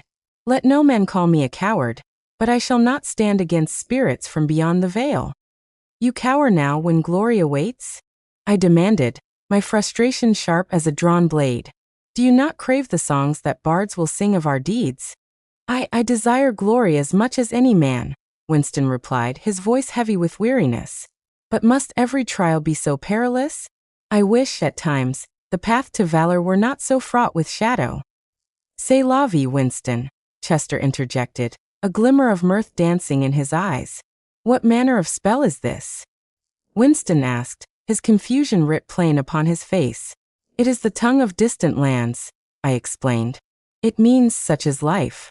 Together, Chester and I echoed, "Such is life." Winston sighed, his defiance crumbling. "Very well," he relented, his voice thick with emotion. "I shall strive to amend my errors." "Well spoken, my friend," I commended, heartened by his resolve. "Now tell me, where does this venerable eccentric make his abode?" I inquired, half expecting only silence in reply. Yet scarcely had the words left my lips when, with a thunderous roar, a nearby dwelling erupted in a tempest of flame and shattered stone. The blast echoed through the streets, a beacon of chaos impossible to ignore. That, I mused, my voice edged with grim amusement, would seem to mark the lair of Ursus with all the certainty of destiny itself. With cautious determination, we advanced toward the dwelling's oaken door, our footsteps muffled by the lingering dust of the first explosion. Yet hardly had we reached the threshold when a second, far more cataclysmic blast rent the air. POW. A sound so thunderous it left our ears ringing and our senses reeling. "Ursus, we implore you, step forth from your abode," I called out, my voice laced with urgency and a touch of pleading. A gruff voice rumbled from within. "And why should I?" I gathered my composure, gentling my tone. "We are acquainted with Grendel." There was a pause, then a hearty chuckle from behind the door. "Well, why didn't you just say so?" With a creak, the portal swung wide, revealing the mysterious Ursus. As we crossed the threshold, I was struck with wonder at the sight before me. The chamber was a veritable wizard's workshop, alchemy tables laden with gleaming instruments, and shelves groaning beneath jars of every conceivable herb. From humble mint and parsley to the rarest saffron, a spice so precious that even the knights of the realm would part with a king's ransom to possess but a pinch. "Alas," Ursus confessed with a sheepish tilt of his head, "I am bereft of lemongrass. All other herbs, mint, parsley, saffron, are at my disposal, but that single ingredient eludes me." "Might you not conjure it yourself?"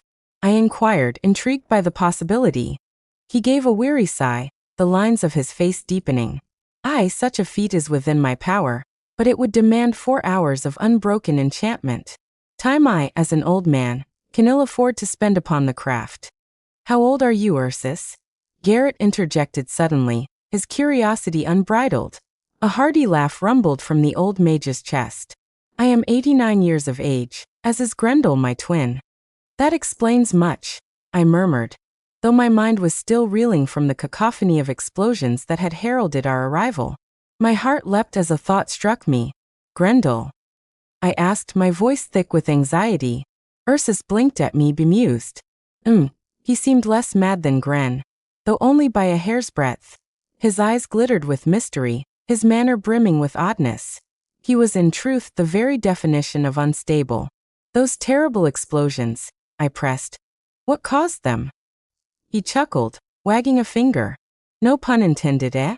His laughter boomed through the chamber. I am quite serious. What caused them? I insisted, my patience fraying. With a sigh, Ursus admitted, I have poltergeists, spirits of mischief who delight in setting off my gunpowder stores. What? Winston bellowed, his face pale with terror. Not that I could fault him. The thought of spectral saboteurs was enough to unsettle even the bravest soul. Can you not banish them? Chester asked, his brow furrowed with concern. Ursus shook his head, his expression weary. I have tried, but their numbers seem only to multiply. We can aid you, I offered, my voice trembling with urgency. It was not entirely a lie, though I knew we would require guidance to master the necessary spells. Brilliant! Ursus exclaimed, his eyes lighting with hope, and perhaps a touch of desperation. There is one spell you must learn first, he declared, just as another deafening explosion rattled the very walls of the house. I knew then that we must solve his spectral plight, and soon, or risk being stranded at a most inopportune impasse in our journey, and that, as any seasoned adventurer knows, is a fate to be avoided at all costs. The spell is known as Arcanorum, he explained, his voice both gentle and resolute, and with each casting, it can banish 5 phantoms from this plane. Will you teach it to us? Garrett pressed, his eagerness to dispel the malevolent spirits plain upon his face. Ursus nodded. You must speak the word Arcanorum aloud 3 times, and direct your will toward the place you wish its power to manifest. The poltergeists will shriek and hurl objects before succumbing to the spell's might. Do you have any questions? He asked, his patience unwavering. No, I believe that covers everything, I admitted, my voice edged with anxious anticipation. Good fortune be with you, he cheered, his eyes alight with encouragement.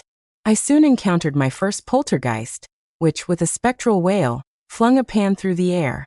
Steeling myself, I chanted Arcanorum thrice in quick succession. A blinding radiance, pure as the heavens themselves, erupted from my outstretched hand, bathing the chamber in luminous splendor. I repeated the incantation twice more, and before I could comprehend the magnitude of my success, the poltergeists had vanished into the ether. Most impressive. My deepest gratitude, Ursus proclaimed, falling to his knees in reverence as though we were avatars of Genea, our god. Save your praise for Genea, Ursus. I chuckled, my cheeks burning with embarrassment. I most certainly shall. Now, who among you hungers for a meal? With that, he retrieved the pan that had been cast at me and gestured for us to be seated. We had not eaten since our chance encounter with the Pleiadians, and our bellies growled with the pangs of true hunger. Indeed, we would be honored to break bread with you, I said, my companions echoing my sentiment with equal fervor. That night, we dined in the company of a wizard, an experience few mortals can claim to have shared. Chapter 12. Rogues in the Woods. The eve before, a feast fit for the halls of kings graced my table. Breast of pheasant, kissed by flame and seasoned with the secrets of the wildwood. Each bite was a rapture, a savory enchantment that lingered long upon the tongue. A repast worthy of legend and song. Unfortunately, we could not stay beyond that day, though we wanted to. Very much so, in fact. With a lingering gaze, I beheld the House of Wonders, its halls still shimmering with the echoes of explosive magics, before releasing a weary sigh. Together with my companions, I set forth once more, our path winding toward yet another mountain.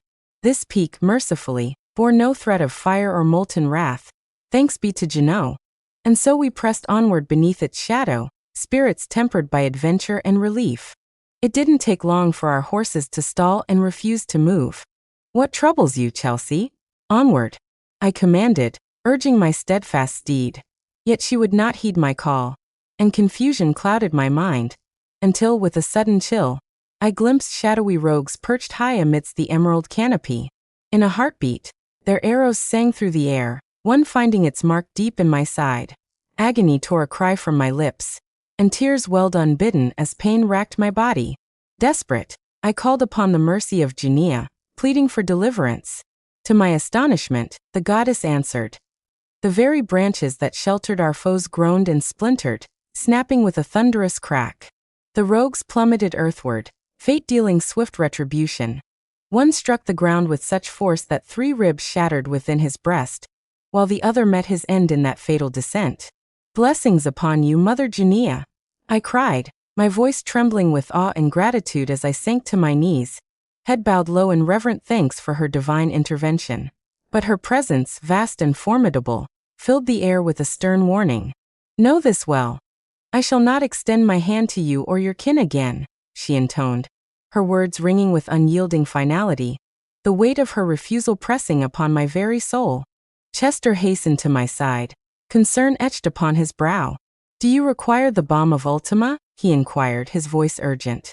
Of course, I replied without hesitation. With practiced hands, he anointed my wound with the shimmering salve, its cool touch sending a shiver through my flesh. Before my astonished eyes, the arrow dissolved into nothingness, as if banished by enchantment. Oh, how deeply I owe my gratitude to those wondrous creatures! I proclaimed, my spirits soaring, the memory of my recent peril all but forgotten in the wake of such miraculous healing. Onward we march, Garrett bellowed, his voice ringing with impatience. Surely these knaves have a captain lurking amidst their ranks. His words carried weight, and truth be told, none among us wished to tarry in this perilous place a moment longer than fate demanded. Each passing second here courted danger we could ill afford. At long last, after venturing a league deep into the whispering woods, we discovered the lair of their chieftain. He had not anticipated the arrival of knights, uninvited and unyielding, to disrupt his gathering of miscreants. We left no doubt of our intent. With a swift, decisive motion, Sir Chester drove his dagger deep into the leader's canvas map, a sprawling depiction of the surrounding towns and kingdoms. We stood now in the Malkara kingdom, a realm where the very whisper of sorcery and witchcraft was forbidden, and the penalty for such dark arts was death itself. I learned that through our discussions with Eric the Foolhardy. Never did a name fit someone better than that. Such knowledge came to me through our lengthy discourses with Eric the Foolhardy. Never before had I encountered a name so precisely matched to the man, for truly, none could rival him in reckless daring or audacious folly. His father, consumed by wrath and dread, did decree that all magic be banished from our realm, henceforth and forevermore. Thus was the arcane cast into shadow, its practice forbidden beneath the unyielding gaze of the crown. His son was cursed by the witch Grinalda to have brittle bones. The slightest fall would break them. He fell down the stairs and broke every single bone in his bloody body. They had to carry him out of the palace, he sniffled. I did not expect him to hold affection towards the king's son, in all honesty, but I felt terrible myself about what happened to him. No matter what he did not deserve such a cruel fate. I had not expected such tenderness from him toward the king's son. Yet grief softened his words. My own heart ached with pity, for none, no matter their deeds, deserved to suffer so cruel and merciless a fate. Why did you become a bandit? Winston asked fearfully. He was a coward, but he deserved the answers to such pressing questions. Curious, are we? He mocked him, clearly not taking this seriously. Yes, was all he said in a tone of annoyance. Very well. I take after my father, who was a pirate. He plundered ships and was damn good at it. Until one day when his crew turned against him and shot him with a crossbow bolt. I was inspired to carry on his legacy. He shed a single solitary tear. Why did you choose the path of the bandit? Winston ventured, his voice quavering with fear. Though timorous by nature, he nonetheless deserved answers to such weighty questions. So the whelp is curious, is he? The rogue sneered, his tone laced with mockery, making light of Winston's trembling inquiry. Yes, Winston replied, annoyance flickering in his eyes despite his fear. The bandit shrugged, a shadow passing over his features. Very well then. I follow in the footsteps of my sire, a pirate of some renown. He plundered the seas with daring and skill, a scourge upon the waves, until the day his own crew betrayed him, loosing a crossbow bolt that ended his reign. I took up his mantle, determined to see his legacy endure. At that, a single tear traced a lonely path down his cheek, a fleeting glimpse of sorrow beneath the hardened mask. Tell you what, we'll give you the rest of our bag of Ultima if you let us go. I offered to protest all the knights. Are you mad? They will use it for evil. Chester slapped me across the head, his steel glove hitting my temple. This is the only way we are getting out of here alive, I explained to them. They softened their bodies after my explanation, still reluctant. "Hear me, noble sirs," I called out, my voice ringing through the tense air. "Grant us safe passage, and the remainder of our ultima shall be yours, a gift freely given, if only you let us depart in peace." "Have you taken leave of your senses?" Chester hissed, striking me sharply across the brow with his gauntlet hand, the steel biting cold against my temple. "They will twist such power to wicked ends. This is our sole hope of escaping with our lives," I replied, my tone resolute though my head throbbed. At my words, my companions' rigid stances eased, though wariness lingered in their eyes, and doubt yet shadowed their hearts. "Very well. Let us see this ultima of yours." He stretched out his hand greedily, clearly not taking no for an answer. I gave him the bag reluctantly, and he grabbed it out of my bloody hands. I was not surprised by this behavior, though. He was a rogue after all. "So be it. Let us behold this fabled ultima of yours," the knight declared, his hand outstretched with avarice gleaming in his eyes, making it clear that refusal was not an option. With great reluctance, I surrendered the pouch, my fingers stained with blood from earlier strife. He snatched it from my grasp without a shred of courtesy. Such conduct did not surprise me in the least. He was a rogue at heart, and rogues are ever true to their nature. "Tiberius, will you not unshackle our guests?" came the command from behind, the speaker's voice echoing through the chamber. From the shadows emerged a towering figure, his skin the rich hue of polished mahogany, a rare sight in these northern realms. With a curt nod he rumbled, "Our gratitude for your offering. Now be gone." His tone was brusque, dismissing us as one might drive a stubborn steed from the path. A flicker of indignation sparked within me at his words, and for a moment, my hand strayed toward my blade. Yet I mastered my temper, deeming him unworthy of such perilous attention, and let the insult pass unchallenged. "So, what course lies before us now?" I inquired, bewilderment clouding my thoughts. We had vanquished a werewolf, laid low a necromancer, and triumphed over the dread Lich King himself. What further trials could fate yet hold in store for us? "Wait! You shall require a map, lest you lose yourselves in these accursed woods," he called after us, his voice edged with anxious urgency. In manner, he reminded me much of Winston, timid, yet possessed of a certain cunning. "And whither does this map lead?" I asked warily, my tone guarded. I knew better than to place my trust in the words of a bandit, even should my very life hang in the balance. "To Agron, the kingdom of dwarves," he declared, anxiety sharpening his words as he perched behind his great mahogany desk. "Take heed. Those folk guard their silver and gold with a fervor unmatched." "We shall fare well enough," I replied, my tone resolute. "By the gods, I hope you do," he called after us, his voice echoing through the chamber as we departed his den. Yet it was plain from the moment of our arrival. The dwarves harbored no welcome for our kind. None at all. Chapter 13, Agron. Our arrival at the gates of Agron was not heralded by the joyous trumpeting of horns, nor the warmth of open arms. Instead, we were greeted by the cold clangor of steel and the hard, unyielding stares of dwarven sentinels, their axes gleaming beneath the flickering torchlight. The ancient stone archway loomed above us, carved with runes older than the kingdoms of men, and the air itself seemed to bristle with suspicion. From the very first moment, it was clear. The dwarves harbored a deep-seated disdain for humankind, and they made no effort to conceal it. Their eyes, sharp as the blades they bore, watched our every movement with open derision. Whispers, harsh and guttural, rippled through their ranks as we approached, and though I could not decipher their tongue, the meaning was unmistakable.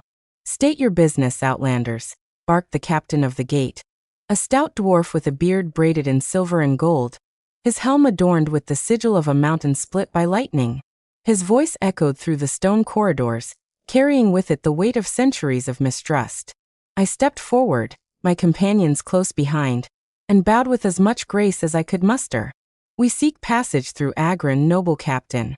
Our quest is urgent, and we mean no harm to your folk or your treasures." He snorted, unimpressed. Many a smooth-tongued human has uttered such words before. Yet always, they leave with more than they came, be it coin, secrets, or blood. The dwarves behind him grumbled their assent, their hands never straying far from their weapons. Chester, ever the diplomat, tried his hand at persuasion. We bring gifts from the surface, fine spices, rare silks, and a cask of elven wine. Perhaps we might trade for safe passage. The captain's eyes narrowed. We have no need of your baubles, nor your honeyed words. The last time your kind crossed our threshold, 3 vaults were plundered and a sacred relic lost. The king himself has decreed, no human shall pass without the council's leave. A heavy silence fell. The dwarves' animosity was not the stuff of idle rumor. It was a living, breathing thing, forged in the fires of ancient betrayal. I recalled the tales told by travelers in distant inns. Stories of uneasy truces, of alliances shattered by greed and pride. The dwarves of Agren were famed for their wealth, their minds said to run deep as the roots of the world. Veins of silver and gold twining through the bedrock like the threads of fate itself. But such riches had come at a price, and the memory of treachery lingered long in dwarven hearts. We were ushered through the gates beneath the wary gaze of the guards, our every step shadowed by suspicion. The city of Agren sprawled before us, a marvel of dwarven ingenuity. Towering pillars of stone, hewn with impossible precision, supported vast halls lit by glowing crystals. Waterfalls cascaded from hidden springs, their music echoing through the labyrinthine streets. Everywhere, the clang of hammers and the roar of forges filled the air, a symphony of industry and craft. Yet for all its splendor, Agren was a city under siege, if not from without, then from within. The dwarves moved in tight clusters, their conversations hushed and furtive. Everywhere we went, doors closed and curtains drew, as if our very presence was a blight upon their ancient home. At the heart of the city stood the Hall of Kings, its gates guarded by a dozen warriors clad in armor that gleamed like molten silver. We were brought before the council, a gathering of elders whose beards swept the floor and whose eyes burned with the wisdom of ages. The king himself presided over the assembly, his throne carved from a single block of obsidian, inlaid with runes that pulsed with a faint blue light. He regarded us with a mixture of curiosity and contempt. "Speak, humans," he intoned, his voice as deep as the caverns beneath his feet. "Why should we grant you passage through our realm, when your kind has brought us naught but sorrow?" I drew a breath, steadying myself. "Great king, we seek not your gold nor your secrets. Our quest is one of dire necessity. A darkness stirs in the east, and only by passing through Agren can we hope to reach the source in time. We beg your leave, and pledge upon our honor to bring no harm to your people." The council murmured among themselves, their voices a low rumble. At length, the king raised a hand for silence. "Honor is a precious thing," he said, "but words are wind, and the wounds of the past are slow to heal. Yet there is a way you might prove your intent. In the depths of our minds, a shadow has awakened, a beast of flame and fury, older than the mountains themselves. It has claimed the lower halls, and none who have faced it have returned. Rid us of this scourge, and you shall have your passage. Fail, and your bones shall join those who came before you." The challenge was clear, and there was no room for refusal. We accepted, for what choice had we? Armed with dwarven steel and guided by a taciturn miner named Brock, we descended into the bowels of Agren, where the air grew thick with heat and the walls pulsed with a ruddy glow. The beast awaited us, a creature of living gold, its eyes twin coals of hate. The battle was fierce, the cavern shaking with the force of our struggle. At last, with a cry to Genea, I drove my blade into the creature's heart, and it collapsed in a torrent of molten stone. We returned to the surface, battered but victorious. The dwarves met us with a grudging respect, their derision tempered by awe. The king himself presented us with tokens of gratitude, rings of silver, set with sapphires that gleamed like captured starlight. "Perhaps," he said, "not all humans are faithless. You have earned your passage, and a place in the songs of Agren." As we departed the city, the dwarves lined the streets, not with cheers but with nods of acknowledgement, their eyes no longer filled with scorn. The road ahead was still fraught with peril, but for the first time since entering the dwarven realm, hope flickered in our hearts. Thus did we leave Agren behind, the memory of its stone halls and wary people etched forever in our minds, a testament to the power of courage and the slow, hard-won forging of trust. Chapter 14: Demons. Our journey through the shadowed lands had tested our mettle time and again. But nothing could have prepared us for the ordeal that awaited beyond the dwarven gates. It was there, beneath the ashen sky and amidst the twisted ruins of an ancient temple, that we faced our most harrowing trial yet. An encounter with demons, the fell spawn of the void. The air itself seemed to shudder with their presence, thick with a cloying darkness that clung to the soul like tar. The ground was scorched and barren, the stones beneath our feet etched with sigils of warding long since broken. Even the bravest among us felt the weight of dread pressing down, as if the world itself recoiled from the evil that had taken root. We pressed on, weapons drawn and spells at the ready, hearts pounding with a mixture of fear and grim determination. The demons emerged from the shadows like living nightmares, twisted forms of fire and shadow, their eyes burning with an unholy light. Their voices were a cacophony of whispers and screams, promising power, vengeance, or release from pain if only we would yield to their will. The battle was chaos incarnate. Blades flashed and spells crackled, the very air shimmering with the force of our struggle. Yet the demons were not mere beasts of flesh and bone. Their greatest weapon was not their claws or their fangs, but their insidious magic, the power to worm their way into the mind and twist the heart. It began subtly, a whisper at the edge of hearing, a fleeting thought that was not my own. Doubt crept in, memories of failure and loss rising unbidden to the surface. I saw visions of my companions turning against me, of the quest ending in ruin, of the world consumed by darkness. The demons' voices grew louder, each word a poison that threatened to unravel the very fabric of my resolve. Chester faltered, his sword arm trembling as he stared into the abyssal eyes of a horned fiend. "What's the use?" he muttered, voice thick with despair. "We are but dust against the storm." For a moment, I feared we would lose him to the shadows. But then Jania's blessing stirred within me, a faint warmth, like the memory of sunlight on a winter's day. I grasped Chester's shoulder and called his name, my voice cutting through the gloom. "Hold fast. These are not your thoughts, but the lies of the void. Remember who you are. Remember why we fight." My words seemed to anchor him, and he shook his head as if waking from a nightmare. Together, we rallied, our spirits bolstered by the bonds we had forged through countless trials. Windstaub raised his staff and called upon the gods, weaving a shield of light that blazed like a beacon in the darkness. The demons recoiled, their shrieks echoing through the shattered halls. Yet the struggle was far from over. One by one, the demons sought to tempt us, offering visions of our deepest desires. To me, they promised the return of lost loved ones, the power to shape the world to my will. To Chester, they whispered of vengeance against those who had wronged him. To Winston, they offered forbidden knowledge, secrets that could unravel the mysteries of life and death.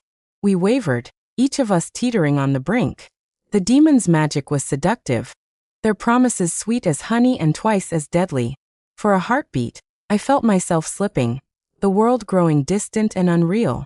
But then I remembered the faces of those who depended on us. The villagers we had sworn to protect, the friends who had fallen along the way, the hope that still lingered in the hearts of the innocent. With a cry, I drove my blade into the heart of the nearest demon, its form dissolving into smoke and ash. The others followed suit, striking down the fiends with sword and spell, each blow a rejection of the darkness that sought to claim us. The battle raged on, but slowly, inexorably, we gained the upper hand. The demons fell back, their forms unraveling beneath the onslaught of our defiance. At last, the final demon let out a wail that shook the very stones, its body writhing as it was consumed by the light of Winston's Arcanorum Appel. The darkness receded, the oppressive weight lifting from our shoulders. We stood amidst the ruins, battered and weary, but victorious. Yet the victory was bittersweet. Each of us bore new scars, not all of them visible. The demons had shown us the shadows within our own hearts, the fears and desires we kept hidden even from ourselves. It would be some time before we could fully shake the memory of their whispers. As we made our way from the ruined temple, the first rays of dawn pierced the clouds, painting the world in gold and crimson. We had faced the darkness and emerged, if not unscathed, then at least unbroken. The road ahead would doubtless hold more perils, but for now, we walked with heads held high, our resolve tempered like steel in the forge of adversity. By the gods, that was perilously close. Chester exclaimed, his voice ragged with exhaustion, sweat glistening upon his brow as he leaned heavily on his sword.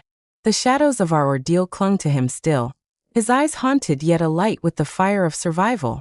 A surge of relief swept through me, and I could not keep the tremor from my voice. For a moment, Chester, I feared I had lost you to the demons' beguiling whispers. Their promises of riches and renown are snares that have claimed greater souls than ours. I clasped his shoulder, feeling the tremble in his frame, and silently thanked Junia for his deliverance. Chester managed a wan smile, though the memory of temptation lingered in his gaze. Their honeyed words nearly found purchase in my heart, he admitted softly.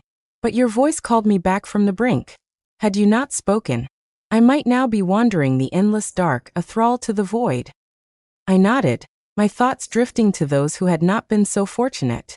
Oswald's name lingered unspoken between us.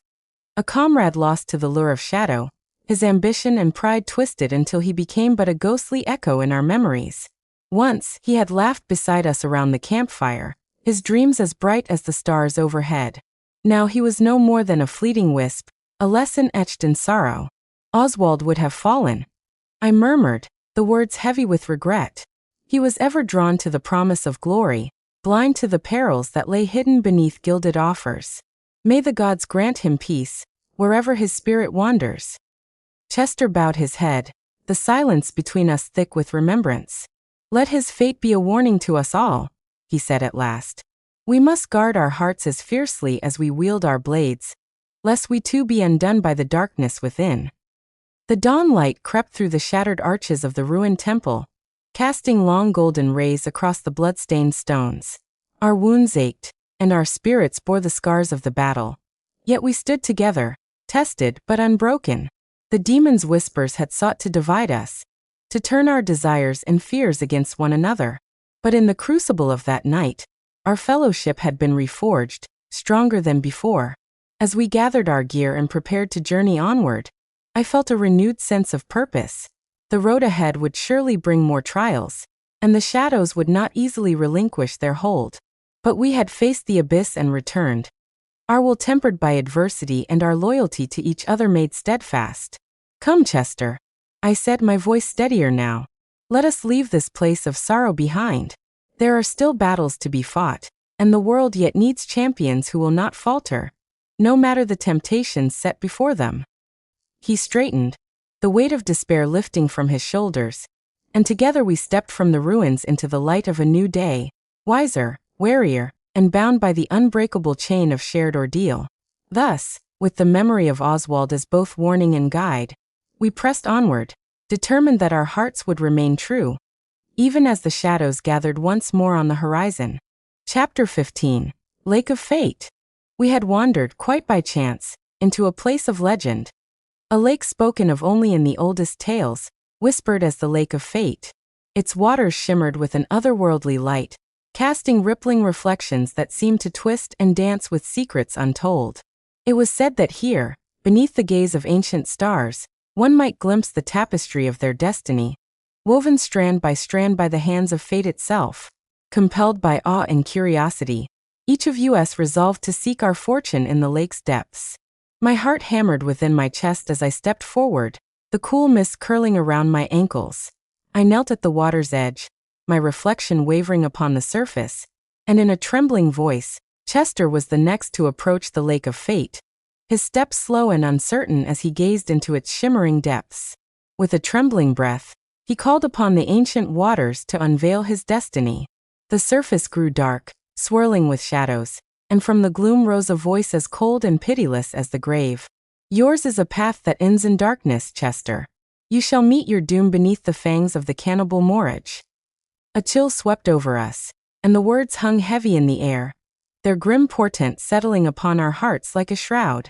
Grief and dread warred within me, for the prophecy spoke of a fate too cruel for any companion, let alone one as steadfast as Chester. The thought of losing him to such a monstrous end gnawed at our spirits, casting a pall over the company. None among us could meet Chester's eyes, for the lake had spoken, and its visions were never known to lie. That cannot be, he thundered, his voice echoing across the still waters. How dare you speak falsehoods before me and my noble companions? Rage blazed in his eyes, and his hand strayed to the hilt of his sword, as if he might strike the lake itself for its dire prophecy. But the lake of fate was unmoved, its surface as cold and unyielding as polished obsidian. "I speak only what is woven in the tapestry of destiny," it replied, its voice chilling as the wind that sweeps the barrows. "I see all that is and all that shall be. No mortal can escape my sight." At these words, Chester's defiance crumbled. He sank to his knees in the dew-laden grass, racked by silent sobs. The weight of his foretold doom pressed upon him, and his spirit seemed to wither beneath its burden. "I cannot fall to such monsters," he whispered, his voice barely more than a breath, trembling with despair. "I cannot meet my end at the hands of those savages. They must be destroyed, every last one." His words were frail, yet beneath them smoldered a desperate resolve, as if he would defy fate itself, should the chance be given. "And so we shall, Chester. Upon my honor, I swear it," I vowed, my words ringing with the weight of solemn promise. "If we fail in this," he replied, his tone dark as a thundercloud, "then woe betide us all, for the price shall be dire indeed." "Come, let us be on our way," Garrett commanded, raising his iron-clad hand in a gesture both resolute and beckoning, as though signaling the start of some unspoken march. Chester rose slowly, brushing the tears from his cheeks, his breath ragged with sorrow. Though his shoulders sagged beneath the weight of prophecy, he drew a deep, steadying breath, gathering what fragments of hope remained. With a final, lingering sigh, he joined us, the shadow of fate still heavy upon his brow. We pressed onward into the heart of the forsaken lands, our path winding ever deeper into a desolate desert valley where the very breath of life seemed to have been banished by forgotten gods. The sun hung low and merciless in the heavens, its searing gaze bleaching the world of color and hope. Not a blade of grass nor a single thorn shrub dared to break the monotony of the endless wastes. Here, there was only the dominion of stone and sand, of ancient canyons carved by the patient hand of time and the rare, furious floods of water that had long since vanished. The valley walls rose up around us like the ribs of some colossal beast, their surfaces etched with the scars of ages. Wind howled through narrow passes, carrying with it the mournful song of centuries, a dirge for all that had once flourished and now lay buried beneath the dust. Our footsteps echoed in the silence, each crunch of gravel beneath our boots a reminder of our intrusion into this realm of desolation. The stones themselves seemed to watch us, their jagged forms casting long, twisted shadows that danced and shifted with the waning light. Some were marked with strange runes, remnants of a civilization long lost to memory. Glyphs that warned or welcomed, we could not tell. The air was dry as old parchment, every breath a rasp in the throat, and sweat dried upon our brows before it could fall. No birds circled overhead, no lizards scuttled across the rocks. Even the insects, those tireless survivors, had abandoned this place. Only the wind moved, and us, tiny figures swallowed by the immensity of the land. We made camp beneath an overhanging ledge, seeking what little shelter we could find from the biting winds that swept down from the heights. As dusk fell, the temperature plummeted, and the stones radiated the day's heat like the dying embers of a great fire. We huddled close, cloaks drawn tight, our eyes ever watchful for the dangers that legends claimed lurked in such forsaken places. Restless spirits, sand wraiths, or worse. Garrett tended the fire, coaxing a meager flame from the dry twigs we had carried with us, while Chester stared into the darkness, his mind still haunted by the prophecy of the lake of fate. I gazed up at the stars, which seemed brighter and colder here, as if the void above pressed closer to the earth. In the hush of the night, the desert valley revealed its secret beauty. The stones glimmered silver beneath the moon's pale gaze, and the canyons sang softly with the wind's passage. Yet beneath that beauty lay an unyielding harshness, a reminder that this was a land where only the strongest, or the most cunning, might endure. As I drifted into uneasy sleep, I wondered what trials awaited us in this barren place. The desert, ancient and indifferent, cared nothing for our hopes or fears. It would test us, as it had tested all who came before, and only time would tell if we would emerge from its grasp as conquerors, or as dust, scattered and forgotten among the stones. Chapter 16. Going Hunting. It came as little surprise that our stores of sustenance had begun to dwindle in that barren land. Thus, I resolved to lead my companions upon a hunt. seeking what meager game might yet linger in the shadowed crags and silent canyons. Winston, ever the trembling leaf in the storm, voiced his fears with a quavering tongue. "What if a great bear finds me to its liking and makes me its midday meal?" he stammered, his eyes darting to every shadow as though beasts of legend might spring forth at any moment. Truly, the lad was a bundle of nerves, his courage ever in short supply. "I do not know if I shall return alive," he muttered, as though our past encounters with demons, necromancers, and worse had been mere child's play compared to the imagined perils of a desert hunt. His words drew a wry smile from my lips, and more than one of us stifled a laugh. For all his timidity, Winston had survived trials that would have broken stouter hearts, though he seemed ever blind to his own resilience. Still, I clapped him on the shoulder and bade him take heart, for the wilds respect neither fear nor valor, but only the will to endure. For our hunt, we resolved to retrace our steps and journey back to the edge of the ancient forest, a task that, though it required but 20 short minutes by the reckoning of the sun, felt a trial of patience to our weary company. The path was rough and our tempers frayed, each of us chafing at the delay and the gnawing hunger in our bellies. By the time we emerged into the dappled light of the forest clearing, irritation simmered among us like a pot left too long upon the fire. Yet the promise of game and the sheltering boughs of the wood offered a respite from the barren desolation we had left behind, and we pressed onward, determined to fill our larders and restore our spirits. As we moved silently through the shadowed glade, our keen eyes caught sight of a colossal grizzly bear, an ancient beast whose very presence seemed to command the forest itself. Its fur was a tangled tapestry of earth and shadow, and its breath came in heavy, thunderous gusts that stirred the fallen leaves beneath its massive paws. Without hesitation, Garrett raised his bow, the string singing as the arrow flew swift and true. It struck the beast directly between the eyes, and with a guttural roar that shook the trees, the great ursine titan collapsed, its life extinguished in an instant. The forest fell silent once more, as if paying solemn tribute to the fallen guardian of the wilds. We approached the mighty creature with a mixture of reverence and hunger, drawing our blades to carve generous portions of its flesh. The rich, dark meat was gathered carefully into our sacks, the promise of a feast upon grilled bear, grilled Ursus, as the bards might say, lifting our spirits from the weariness of the desert wastes.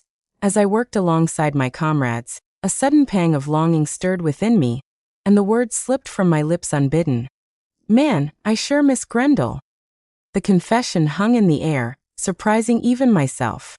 A hush fell over the group, and I saw the flicker of shared remembrance in their eyes. Grendel, the steadfast companion, the fierce protector, had been lost to us, a casualty of the cruel fates that shadowed our quest. Though the wilderness offered its bounty, no feast could replace the warmth of his presence, nor the strength of his loyalty. In that moment, amidst the scent of pine and fresh blood, I felt the weight of our journey anew. The victories and the losses, the bonds forged in fire and shadow. The path ahead remained uncertain, but with each step, we carried the memory of those we had lost, and the hope that their spirits walked beside us still. I find myself longing for Oswald's company, though he was oft a troublesome soul, Chester confessed, his voice laden with sorrow. "We all share that burden," I replied softly, the ache of loss settling over our company like a shroud. His absence was a wound that time had not yet healed, and though we had come to accept that he was gone from our midst, the memory of his laughter and folly lingered still, a bittersweet echo in the quiet of the wilds. The weight of the day's hardships pressed heavily upon us, and as the fire dwindled to glowing embers, we each succumbed to exhaustion. One by one, my companions surrendered to the gentle embrace of sleep, seeking solace in the hope of a peaceful night beneath the ancient canopy. The forest, with its whispering leaves and distant calls of unseen creatures, seemed to cradle us in a rare moment of tranquility. We expected nothing more than the simple blessing of rest, our minds and bodies yearning for renewal. Yet, as I drifted into slumber, the shadows in my mind grew restless. My dreams twisted into a tapestry of dread, far removed from the comfort I had so desperately sought. In that darkened realm, I found myself ensnared by visions both vivid and cruel, nightmares that paraded before me 1,000 deaths, each more harrowing than the last. I saw myself falling from impossible heights, the wind screaming in my ears before the world was swallowed by darkness. I beheld my own reflection in the blade of an enemy, felt the icy kiss of steel and the warmth of my own blood. In some visions I was consumed by fire. In others I drowned in endless, suffocating waters. There were deaths by poison, by betrayal, by the talons of beasts and the sorcery of ancient foes. Each end was unique, yet all were united by the cold certainty of oblivion. The terror of these dreams was not merely in the pain or fear, but in their relentless repetition. No matter how many times I perished, I awoke within the dream only to die again, trapped in an endless cycle of despair. My cries for help were swallowed by the void, unheard by friend or foe alike. When at last I awoke, gasping and slick with cold sweat, the dawn had only just begun to pale the sky. The forest was unchanged, my companions still lost in their own dreams. Yet I felt as if I had journeyed to the very edge of death and returned. The memory of those countless endings clung to me, a shadow that would not be shaken. Such visions are not easily forgotten. They carve themselves into the soul, a grim reminder of mortality and fate's cruel whims. No matter how many years may pass, I know I will never truly escape the memory of that night, nor the silent promise that death waits for us all, in forms both known and unimaginable. Of this I am certain. Some truths, once glimpsed, can never be unlearned. Chapter 16. The Muroch. Never could I have fathomed that our quest to find the Muroch would span so many moons. These cannibalistic denizens of the shadowed wilds spoke no tongue known to civilized folk, for they were creatures of the old darkness, untamed, unfettered by the laws of man or kin. It was Chester, bold to the point of folly, who first dared address them. Dread coiled in my gut, for I knew not what fate the fates themselves had spun for him in that moment. Hunger gnaws. Man-flesh walks. One of the Muroch crooned, its voice a guttural melody, eyes gleaming with predatory mirth. Yet Chester, ever defiant, met the creature's madness with a swift blow, his hand striking the savage's cheek. At once, the rest of the tribe bared their fangs, not the dull teeth of men, but the cruel, glistening fangs of wolves. A chill ran down my spine. I whispered a warning to Chester, my words trembling in the air. That was unwise. My flesh remains my own beast, Chester bellowed, his voice echoing through the ancient trees. The Muroch stared, their gazes vacant and hungry, plotting how best to carve him into morsels. Yet before their bloodlust could be sated, Garrett intervened, his arms like iron. He hurled one of the fiends aside. The creature's spine cracked with a sickening sound, a grim testament to Garrett's strength. That act shattered the fragile peace. The Muroch descended upon us in a frenzy, blades flashing, claws raking, as if the world itself would end before the dawn. Praise the gods for our armor, for without it, our bones would have been picked clean beneath the blood-red moon. Stand and fight for your lives. Garrett's voice rang out, fierce and unyielding, echoing through the labyrinthine canyon as the Muroch horde closed in around us.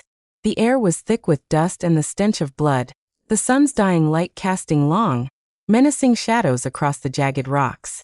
There was no mistaking the gravity of our plight. Here, in this hellish chasm, surrender meant certain death.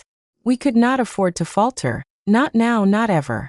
Steel clashed against bone and hide as we parried and blocked with desperate vigor. Each heartbeat a thunderous drum in our ears.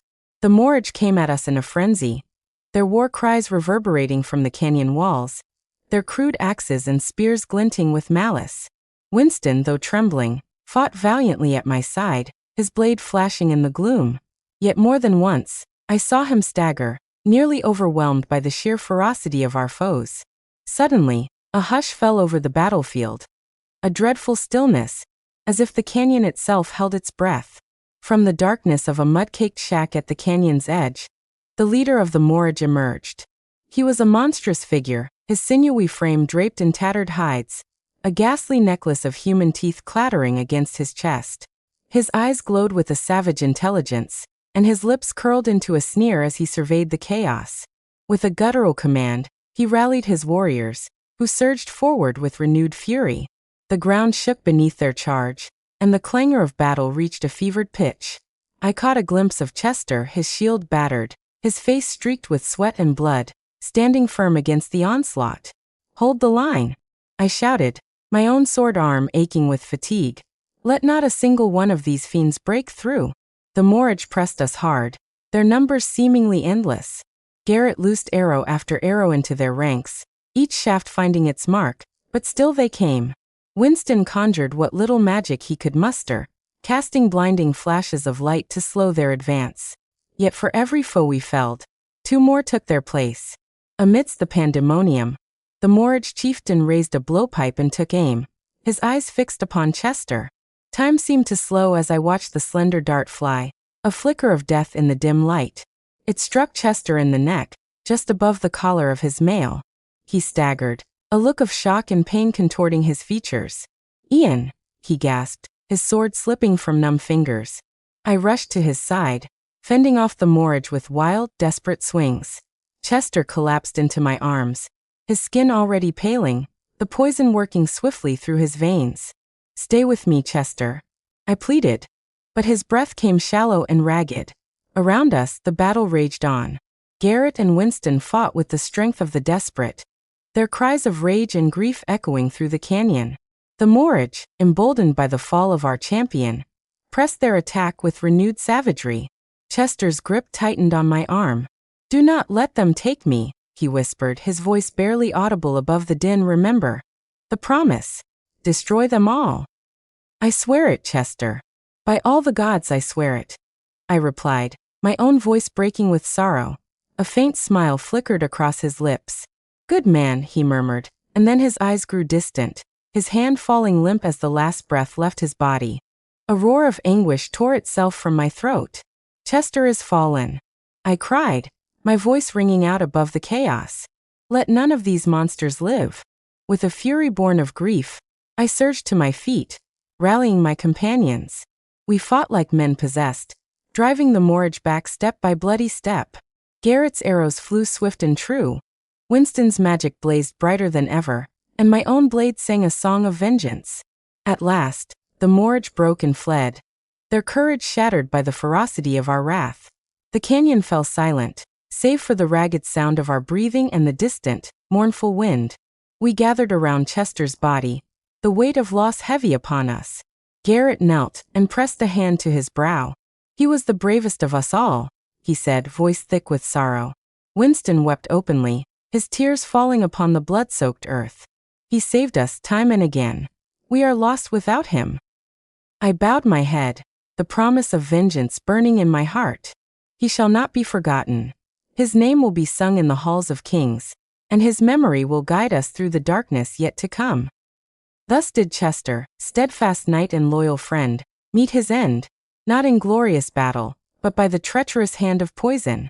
Yet his sacrifice would not be in vain, for we swore upon his grave that the moorage would pay dearly for their savagery, and that the light of his courage would burn on in our hearts, unyielding and eternal. Chapter 17, Lodge Eternia. After Chester's passing, leadership fell to Garrett. Yet, when he turned to me and asked me to guide our group, I was gripped by uncertainty. I couldn't shake the feeling that I wasn't ready, or worthy, to step into such a role. We journeyed to a nearby lodge, which just happened to be by the river, and paid for 3 rooms, not having had to share beds. Winston had not washed in around 2 weeks during our journey to and from hell. We made our way to a riverside lodge, its timbers weathered by time and the ceaseless song of the waters. There fortune favored us, for we secured 3 chambers, each our own, spared from the necessity of sharing a pallet. As we settled in, it became clear that Winston had not known the comfort of a proper wash for a fortnight, his journey through the realms of shadow and flame leaving its mark upon him still. I requested the luxury of a bath, scarcely daring to hope my wish would be granted. To my astonishment, the innkeeper acquiesced without hesitation. In my homeland, such indulgence was reserved for the turning of the moon.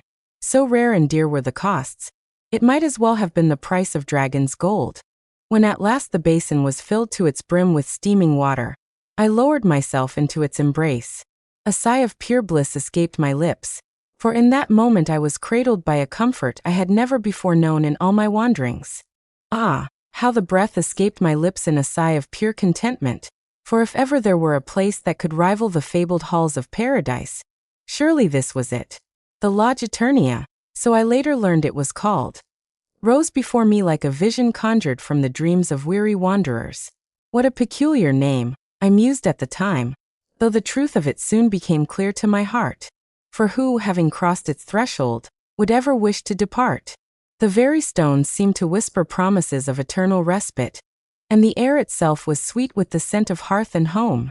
Indeed, the name was well chosen, for within those walls, the world's burdens melted away, time slowed, cares faded, and the soul was soothed as if by some gentle enchantment.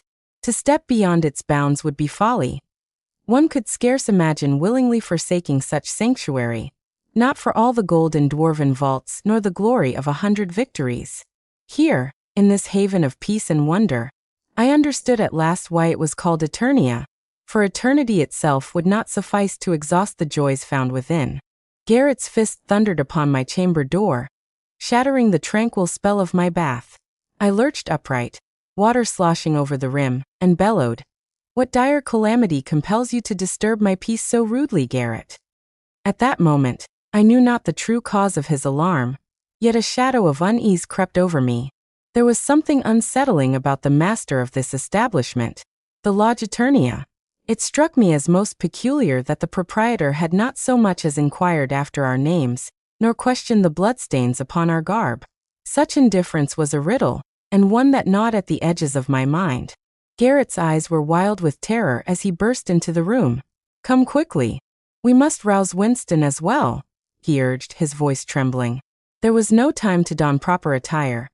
I hastily wrapped myself in a robe and followed him down the lantern-lit corridor. We arrived at Winston's door and knocked with unrelenting urgency until at last, a bleary-eyed and wholly unclad Winston flung the door wide. "By the gods! Can a man not find a moment's peace in this accursed place?" he thundered, his indignation echoing down the hall. He had yet to sense the gravity of our plight, but I, for my part, felt a suspicion blooming, one that demanded proof before it could be believed. Garrett leaned close, his voice dropping to a conspiratorial whisper. "We must follow the owners, and do so unseen. There is something foul afoot, and I would not have us caught unawares." His words chilled me to the bone, for I knew he spoke true. In that moment, the lavish comforts of the Lodge Eternia seemed to curdle into menace, and the promise of eternal rest became a cage from which we dared not tarry. With hearts pounding and senses sharpened, we slipped into the shadows, resolved to uncover the secrets that lurked behind the gilded doors of that most peculiar lodge. For in such a place, even paradise may conceal a serpent, and only the wary survive to see the dawn. We pressed onward beneath the watchful gaze of the moon, its argent light spilling across the narrow woodland path, and bathing the clearing ahead in spectral silver. The air was thick with the hush of midnight, each footfall a whisper, each breath a prayer. Yet, as fate would have it, calamity struck when Winston, ever the hapless fool, trod upon a brittle branch. The sharp crack echoed through the stillness like a war horn. In an instant, shadows detached themselves from the trees. Figures cloaked in midnight, their eyes glinting with predatory hunger. We were surrounded, our passage barred by a circle of pale, elegant fiends. Their leader, tall and gaunt, regarded us with a smile that revealed fangs sharp as daggers. "Leaving so soon?" he purred, voice smooth as poisoned silk. The others closed in, their movements graceful and inhumanly swift. As we stood frozen, I caught sight of one among them uncorking a silver flask. He raised it in mock salute, crimson liquid swirling within. "A toast," he sneered, "to midnight's guests." The scent that drifted from the vessel was no wine, but the unmistakable tang of blood, human blood.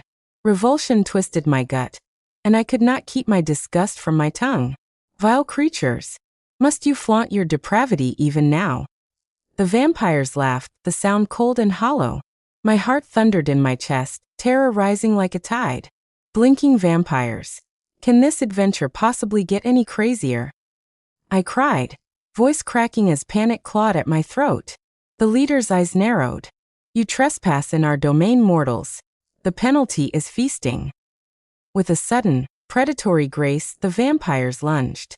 Garrett drew his blade, its steel catching the moonlight as he met the first assailant head-on. Their swords clashed, sparks flying as Garrett parried a blow meant for my heart. Winston, trembling but determined, conjured a sphere of radiant light, forcing two of the fiends to recoil with snarls of pain. I drew my dagger, slashing at a vampire who darted too close, the blade biting deep into unnatural flesh. The creature hissed, baring its fangs, but I pressed the attack, driving it back with desperate fury. Garrett fought at my side, his shield a bulwark against the onslaught. "Stand firm," he bellowed, striking down another foe with a mighty swing. The clearing became a maelstrom of shadows and steel, moonlight flashing on every blade. The leader circled me, his movements sinuous and mocking. "You have spirit, mortal. I shall savor your fear." He lunged, but I twisted aside, plunging my dagger into his side. He howled, the sound echoing through the night, and vanished into mist. The remaining vampires, seeing their master wounded, faltered. Garrett pressed the advantage, his sword singing as he drove them back. Winston's magic flared, bathing the clearing in blinding radiance. One by one, the fiends fell or fled, their forms dissolving into shadow. At last silence returned, broken only by our ragged breathing. The moon shone down upon the blood-stained grass, and we stood victorious, though shaken, amidst the vanquished horrors. I wiped the gore from my blade, my heart still pounding. "Let us quit this cursed place before more of their kind descend upon us," I said, voice hoarse but resolute. And so, beneath the indifferent gaze of the moon, we pressed onward, the memory of fangs and crimson flasks haunting every step. Chapter 18 Assassins. At length, we reached the village of Kaplan, a modest hamlet nestled amidst rolling hills, its populace scarcely numbering 1,000 souls. What could possibly befall us here? I mused, a naive thought soon to be drowned in bloodshed and shackled by the iron grip of injustice. For what awaited us was not the impartial hand of law, but the festering rot of corruption and greed. Our troubles began with seeming innocence. Seeking respite, we entered the Grasshopper, a humble tavern whose hearth glowed warmly and whose flagons brimmed with wine. Within its smoky confines, revelers gathered in restless throngs, clutching their cups as though life itself might slip away with the last drop. "I place my trust in this haven for now," I murmured, my voice edged with unease. Bitter experience had taught us well that fortune's favor could sour in the blink of an eye, and that peril often struck when least expected. Our journey had been a harsh tutor in the art of vigilance, and I could not shake the sense that even here, beneath a veneer of safety, shadows might yet gather. Alas, my foreboding proved true, for lurking amidst the revelers was a shadowed company whose true nature we had failed to discern. Assassins, cunning and merciless. With practiced ease, they unleashed a cloud of noxious powder, its scent both sweet and sinister. The vapors enveloped us, stealing the strength from our limbs and clouding our senses. One by one, we crumpled to the ground, felled as swiftly and silently as flies beneath a sorcerer's curse, the world fading to black as their treachery claimed us.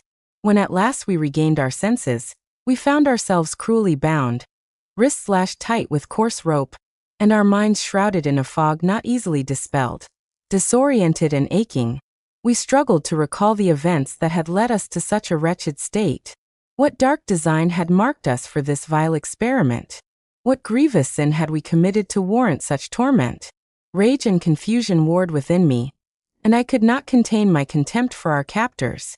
Fixing my gaze upon their leader, a cold-eyed wretch named James, I spat defiantly at his feet, letting him know the measure of my disdain. His response was swift and brutal. With a sneer, he struck me hard across the face with his leather-gloved hand, the blow stinging my cheek and ringing in my ears. Leaning close, his voice a venomous whisper, he hissed, "Lay so much as a single finger upon me, and I shall sever every one from your hand before opening your throat." Terror coiled in my gut at his threat, yet my spirit would not yield. Though fear not at my resolve, I refused to bow before these base villains. Let them do their worst. I would not surrender my will to such foul fiends, nor let the light of hope be extinguished within my heart. "We will escape this cell," Winston shouted anxiously, his tone unconfident and feeble. "Oh yes? What are you going to do to ensure that?" Another one sneered, and kicked in the ribs full force. "I will do this." I cast Arcanorum at them, and witnessed as they all recoiled. This gave me the perfect distraction to reach for James' serrated dagger, and I cut off my bands, helping Winston and Garrett hereafter. Rewrite this in a high fantasy tone. We awoke to the sound of elephant stomps. Except, they were mammoths, not elephants. That's right, they lived in this very forest. Micaiah disappeared once again, leaving us confused as to what to do next. He was supposed to guide us, not leave us vulnerable. I grit my teeth and ran over to where the stomping originated from. There I saw a woolly mammoth, and it was a sight to behold. Ginger fur surrounded its body. Only the eyelashes were black like the night sky. Are you guys seeing this, or am I having another hallucination? I asked fearfully. Certainly. Here's your passage rewritten in a high fantasy tone, with rich imagery and a sense of mythic wonder. We were roused from uneasy slumber by thunderous reverberations that shook the very roots of the ancient forest. At first, I thought them the footfalls of elephants, but no. These were the legendary mammoths of the elder grove, long whispered of in fireside tales. Here, in this shadow-draped woodland, they yet endured. Once more, Micaiah had vanished into the mist, leaving us adrift and uncertain. He was meant to be our guide through these perilous wilds, not a phantom who abandoned us to fate's whim. Jaw set with resolve, I pressed forward, drawn by the primal cadence of the earth's trembling. There, amidst the ferns and frost-laden boughs, stood a creature out of legend, a woolly mammoth, resplendent in a mantle of ginger-hued fur that shimmered in the dawn's pale light. Only its lashes, black as the void between stars, broke the fiery cascade. Do you behold this marvel, or has madness claimed me once again? I whispered, awe and dread entwined in my voice. Your courage has delivered us both from doom. Garrett called, his voice ringing with pride and gratitude. Yet I felt no such pride within myself. I had acted as honor demanded, nothing more, nothing less. The assassins, however, were far from cowed by our triumph. Their leader's second, Carlyle, his face twisted in fury, bellowed, "This is not the end." His words, meant to intimidate, only made him appear all the more absurd in his rage. Winston, emboldened by our victory, retorted with a sneer, "Aye, well, it's you who shall taste the dungeons now." He set about binding what remained of the wretched band, his knots so tight that the villains whined and protested, their bravado swiftly fading. James, the chief among them, fixed me with a mocking smile. "And who spoke of us languishing in chains?" he taunted, his tone dripping with, "Guards!" Conrad roared, his voice thunderous with a wrath that shook the very rafters. Never before had I witnessed such naked fury, nor such brazen command wielded by one so steeped in villainy. At his summons, the guards came at a run, iron-shod boots pounding the stone, faces set and eyes cold as winter steel. Without hesitation, they seized us, binding our wrists and ankles with heavy iron restraints that bit into flesh and bone. The weight of the shackles was crushing, their chill a stark reminder that we were now utterly at their mercy. I struggled against their grip, summoning what strength and focus I could muster to weave the words of the Arcanorum. A spell of liberation, ancient and potent. But even as the first syllables formed on my tongue, a rough hand forced a filthy gag between my teeth, stifling the incantation. My magic, so often my salvation, was rendered useless by their brutish efficiency. The taste of old leather and bitter herbs filled my mouth, and rage welled within me at the injustice of it. This was corruption most foul, a rot that ran deeper than the roots of the oldest oaks. Not even the infamous Albert IV, whose reign was marked by cruelty and indifference, would have dared such blatant disregard for justice and honor. Here, in this den of iniquity, the law was but a shadow, bent and twisted to the will of those with coin and cunning. As we were dragged through the torchlit corridors, the sneers of Conrad and his ilk echoed in my ears. Their confidence in their impunity was absolute, their laughter a mockery of all that was right and true. Yet even as despair threatened to claim me, I swore by all the ancient gods that I would not let this injustice stand. The flame of defiance burned hot within my breast, and though bound and silenced, I vowed that I would find a way to break these chains and see justice done. No matter the cost, no matter the darkness that awaited. The chamber into which we were dragged was a place of dread, carved deep beneath the earth, its walls slick with the memory of suffering. Shadows danced in the flickering torchlight, and the air was thick with the metallic tang of old blood and despair. It was here that we met our tormentor, a hulking brute cloaked in darkness, his face concealed behind the cold iron of an executioner's mask. The sight of him sent a chill crawling down my spine, colder than the touch of the grave. With deliberate, methodical hands, he stripped us of our armor, piece by piece, each buckle and clasp falling away with a finality that echoed in the silence. Our shields, our helms, the very symbols of our hope and defiance, were cast aside, leaving us exposed and vulnerable beneath his pitiless gaze. He moved with the slow certainty of one who had delivered pain 1,000 times before. From a rack of wicked implements, he selected his instrument of choice, a cat o' nine tails, its leather thongs studded with bits of bone and iron. I had heard tales whispered in the dark of such a weapon, of men driven mad by its bite, of flesh torn to ribbons and spirits broken beyond repair. Now that grim fate loomed before us. The executioner let the scourge unfurl, its tails hissing through the air like the serpents of the underworld. He circled us, savoring our fear, his masked visage unreadable. The first lash struck with a sound like thunder, agony blooming across my back in a blossom of fire. I bit down on the gag, refusing to give him the satisfaction of my screams, though tears stung my eyes and blood welled from the fresh wounds. Again and again the whip fell, each stroke a symphony of torment, each breath a battle against surrender. The others suffered beside me, Garrett's jaw clenched in silent defiance, Winston's body trembling with every blow. Yet not a single cry escaped us. We would not give our captors the pleasure of our despair. The executioner paused only to admire his handiwork, the cruel tails of his scourge painted crimson with our blood. He leaned close, his voice a low growl that seemed to seep through the iron of his mask. "You will break," he promised, "as all do in the end. The underworld has many torments yet to offer." But though pain racked my body and hope flickered like a dying flame, I clung to the memory of sunlight, of freedom, of the oaths I had sworn. I would endure this hell, for I knew that even in the deepest night, dawn must one day come. And when it did, I vowed, the names of our tormentors would be cursed and forgotten, while our spirits, though battered, would remain unbroken. At length, the torment proved too great for mortal flesh and spirit to withstand. Our resolve, once forged in the fires of battle, shattered into 100 fragments beneath the relentless lash. Humbled and broken, we pleaded for mercy, our voices hoarse and trembling, echoing off the cold stone walls like the wails of lost souls. The assassins, their eyes cold and pitiless, at last deemed our punishment sufficient. "You have paid the price for your insolence," they declared, their words as sharp as the blades at their belts. "You are free to go, if you can still walk." Summoning the last shreds of my dignity, I entreated the masked tormentor to permit us the return of our battered, blood-stained armor. To my astonishment, he relented, tossing the pieces at our feet with a grunt of disdain. Clad once more in the remnants of our former glory, we rose unsteadily, our bodies aching and our spirits bruised, but not wholly extinguished.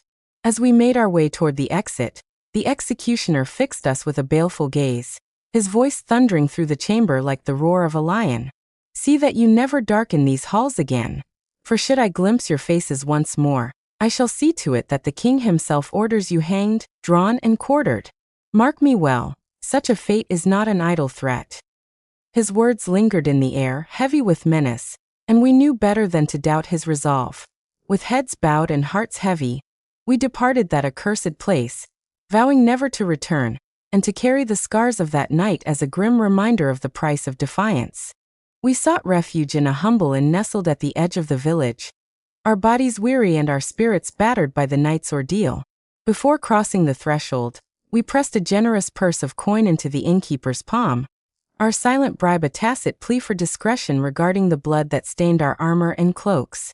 Fortune favored us, for the innkeeper, wise in the ways of travelers and their secrets, asked no questions. With a nod, he ushered us to our chambers, leaving us to our solitude and the comfort of a locked door.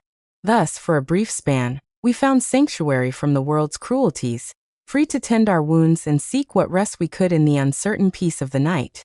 That night, as I lay upon the straw-strewn cot, slumber claimed me and drew me into a vision most wondrous and profound.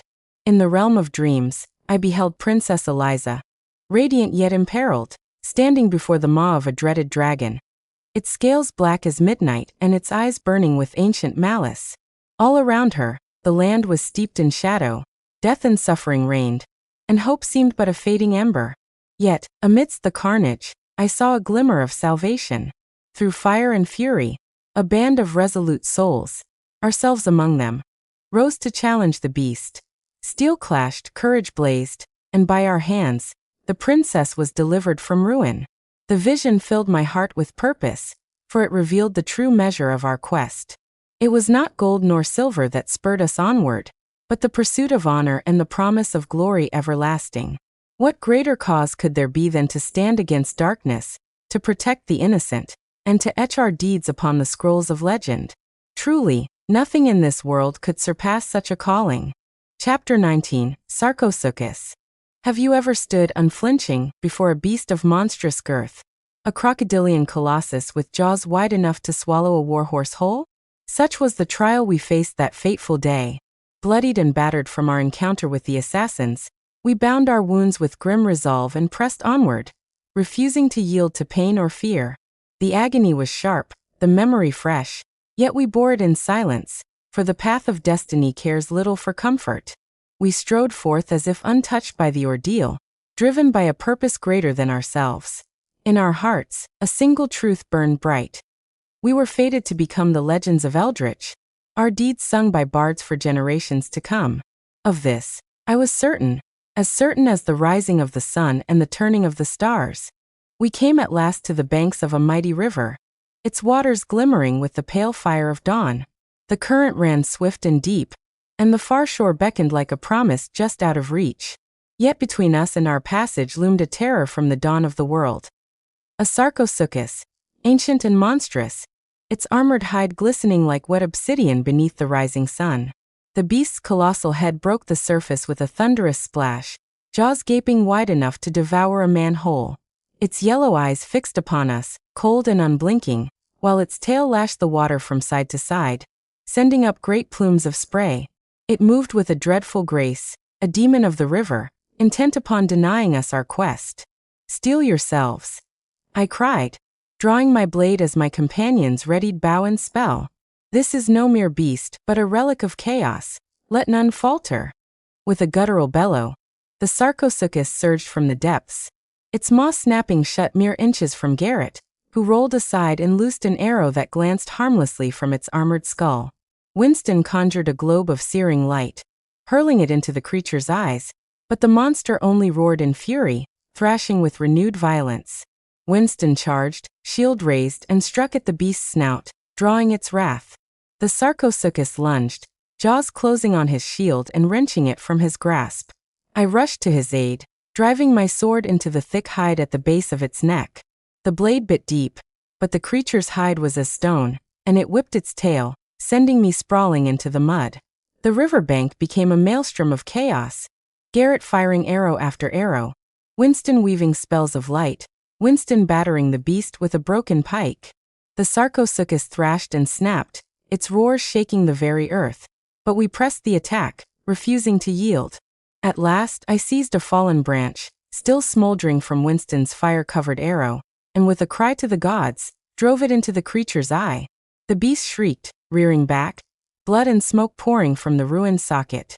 Garrett's final arrow found its mark in the soft flesh of its throat, and with a last shuddering convulsion, the Sarcosuchus collapsed, its monstrous bulk half submerged in the river. We stood panting and bloodied upon the shore, the monster slain at our feet. The river, once a barrier, now ran clear and free, and the far bank beckoned us onward. In that moment, beneath the light of the new day, we knew we had faced a nightmare from the world's first dawn, and triumphed. Thus did we earn our passage, forging our legend in blood and courage, and the river whispered our names as we crossed into the lands beyond. But this is not a tale that ends here. We emerged from the tangled undergrowth into a broad forest clearing, where shafts of golden sunlight pierced the leafy canopy above, painting the mossy floor with shifting patterns of light and shadow. The air was thick with the scent of wood smoke, curling lazily from some unseen fire, its aroma both comforting and mysterious as it mingled with the cool breath of the woods. Yet beneath this familiar fragrance lurked another, far less welcome, a cloying, sickly sweet odor, reminiscent of rotting apples left too long beneath the autumn sun. This strange scent hung heavy in the clearing, unsettling in its persistence and unlike anything we had encountered on our travels. It seemed to seep from the very earth, winding between the roots and drifting on the breeze, beckoning us onward with a mixture of dread and curiosity. Our company exchanged wary glances, each of us silently weighing the wisdom of pressing forward. Yet none could deny the pull of the unknown. Compelled by equal parts caution and intrigue, we resolved to seek out the source of these mingled aromas. Steeling ourselves, we advanced deeper into the clearing, senses sharpened and hands never straying far from the hilts of our blades. Every step was measured, every sound, be it the creak of a branch or the rustle of unseen creatures, scrutinized for hidden threat or promise. As we pressed on, the wood smoke grew thicker, swirling about our heads and stinging our eyes, while the putrid sweetness grew ever more pronounced, gnawing at the edges of our resolve. Somewhere ahead, obscured by the haze and the hush of the ancient forest, the answer to this riddle awaited. Whether friend or foe, fortune or peril, we could not yet say, but adventurers' hearts are ever drawn to mystery, and so we pressed onward, determined to uncover the truth that lingered just beyond the veil of smoke and scent. "Who are you?" I demanded, my voice taut with unease as the cloaked stranger emerged from the shifting shadows of the glade. "I am called 10 Wolves," he replied, his tone elusive, eyes cast downward as though the weight of his own name was a burden too great to bear. Garrett, ever the tempest, stepped forward with fire in his voice. "What in the blazes are you doing here?" he thundered, his words echoing through the ancient trees. 10 Wolves regarded him coolly, unmoved by the outburst. With a single fluid motion, he traced a symbol in the air, a bird rod of light and wind, impossible to describe, as if the very spirit of the wild had taken shape at his fingertips. In that moment, a newborn eagle materialized upon his shoulder, its feathers glistening with dew, its eyes bright with uncanny wisdom. It was clear then. This was no mere wanderer, but a sorcerer of the old ways. "Calm yourself, young one," 10 Wolves intoned, his voice as placid as a moonlit lake. The serenity only stoked Garrett's ire further. "Why should I?" Garrett bellowed, his fury undiminished. 10 Wolves' lips curled into a smile, broad and strange, stretching beyond the bounds of mortal expression. "Perhaps because I alone know the path you seek," he said, his words laced with quiet power. No sooner had he spoken than the world seemed to ripple and dissolve. The forest faded, replaced by a realm of shimmering light. There, before us, stood the Pleiadians, beings of myth and starlight. Among them was Micaiah, his countenance familiar and radiant. Overcome, I rushed to embrace him, tears streaming down my cheeks. "Chester is gone," I choked, the sorrow raw in my throat. Micaiah's gaze was steady, his reply simple and knowing. "I know." It was not the comfort I sought, but in that moment, I was grateful simply for his presence, proof that hope, however fragile, still endured. "I shall keep watch over you as you take your rest this night," he declared with quiet assurance, his presence a calm anchor amidst the lingering shadows. With a wry glint in his eye, he could not resist a gentle rebuke for my earlier folly, surrendering the precious Ultima to those wretched rogues. Yet, to my astonishment, he pressed into my hands a new satchel, brimming with the shimmering substance. "Be wary to whom you bestow such gifts," he admonished, his tone grave. "Even now, those scoundrels are doubtless laying waste to some hapless village, their greed and cunning knowing no bounds. Remember well the weight of what you carry, for power in the wrong hands can sow ruin beyond imagining." "My apologies," I managed, wincing from the pain that lingered, some of it from wounds yet unhealed, but much from the sting of having disappointed Micaiah. He regarded me with a measure of understanding, his gaze both gentle and wise. "It is only natural," he replied, his voice low and soothing. "I imagine you are wondering where your companions have vanished to." He offered a conspiratorial wink, as if to coax a spark of curiosity from my weary spirit. "Indeed I am," I confessed, anxiety threading through my words. He heaved a sigh, tinged with sorrow. "They are upon the moon Ganymede, far from this world's embrace." My eyes widened in astonishment. "You mean there are other planets?" I breathed, wonder rising to eclipse my pain.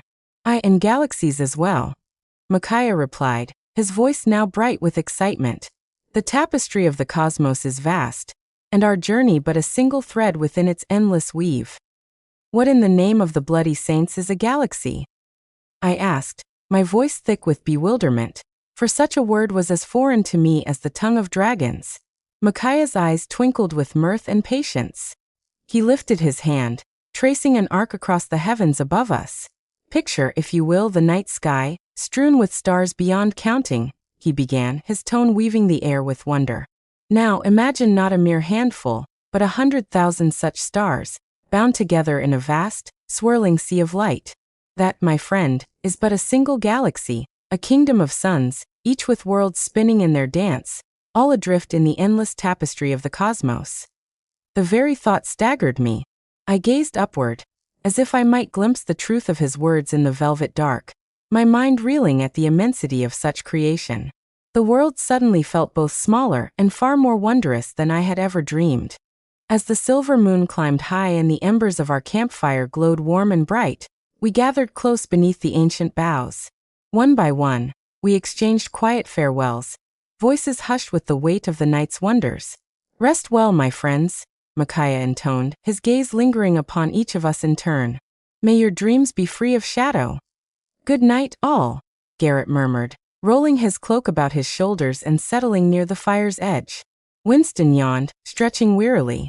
May the stars watch over us till dawn, he whispered, his words barely rising above the gentle chorus of crickets. I, too, offered my parting words. Sleep soundly, companions. Tomorrow our path continues. With that, we each surrendered to slumber, the fire's soft crackle and the night's music lulling us into a realm of dreams. The world faded into peace, and for a time, all was well beneath the watchful eyes of the stars.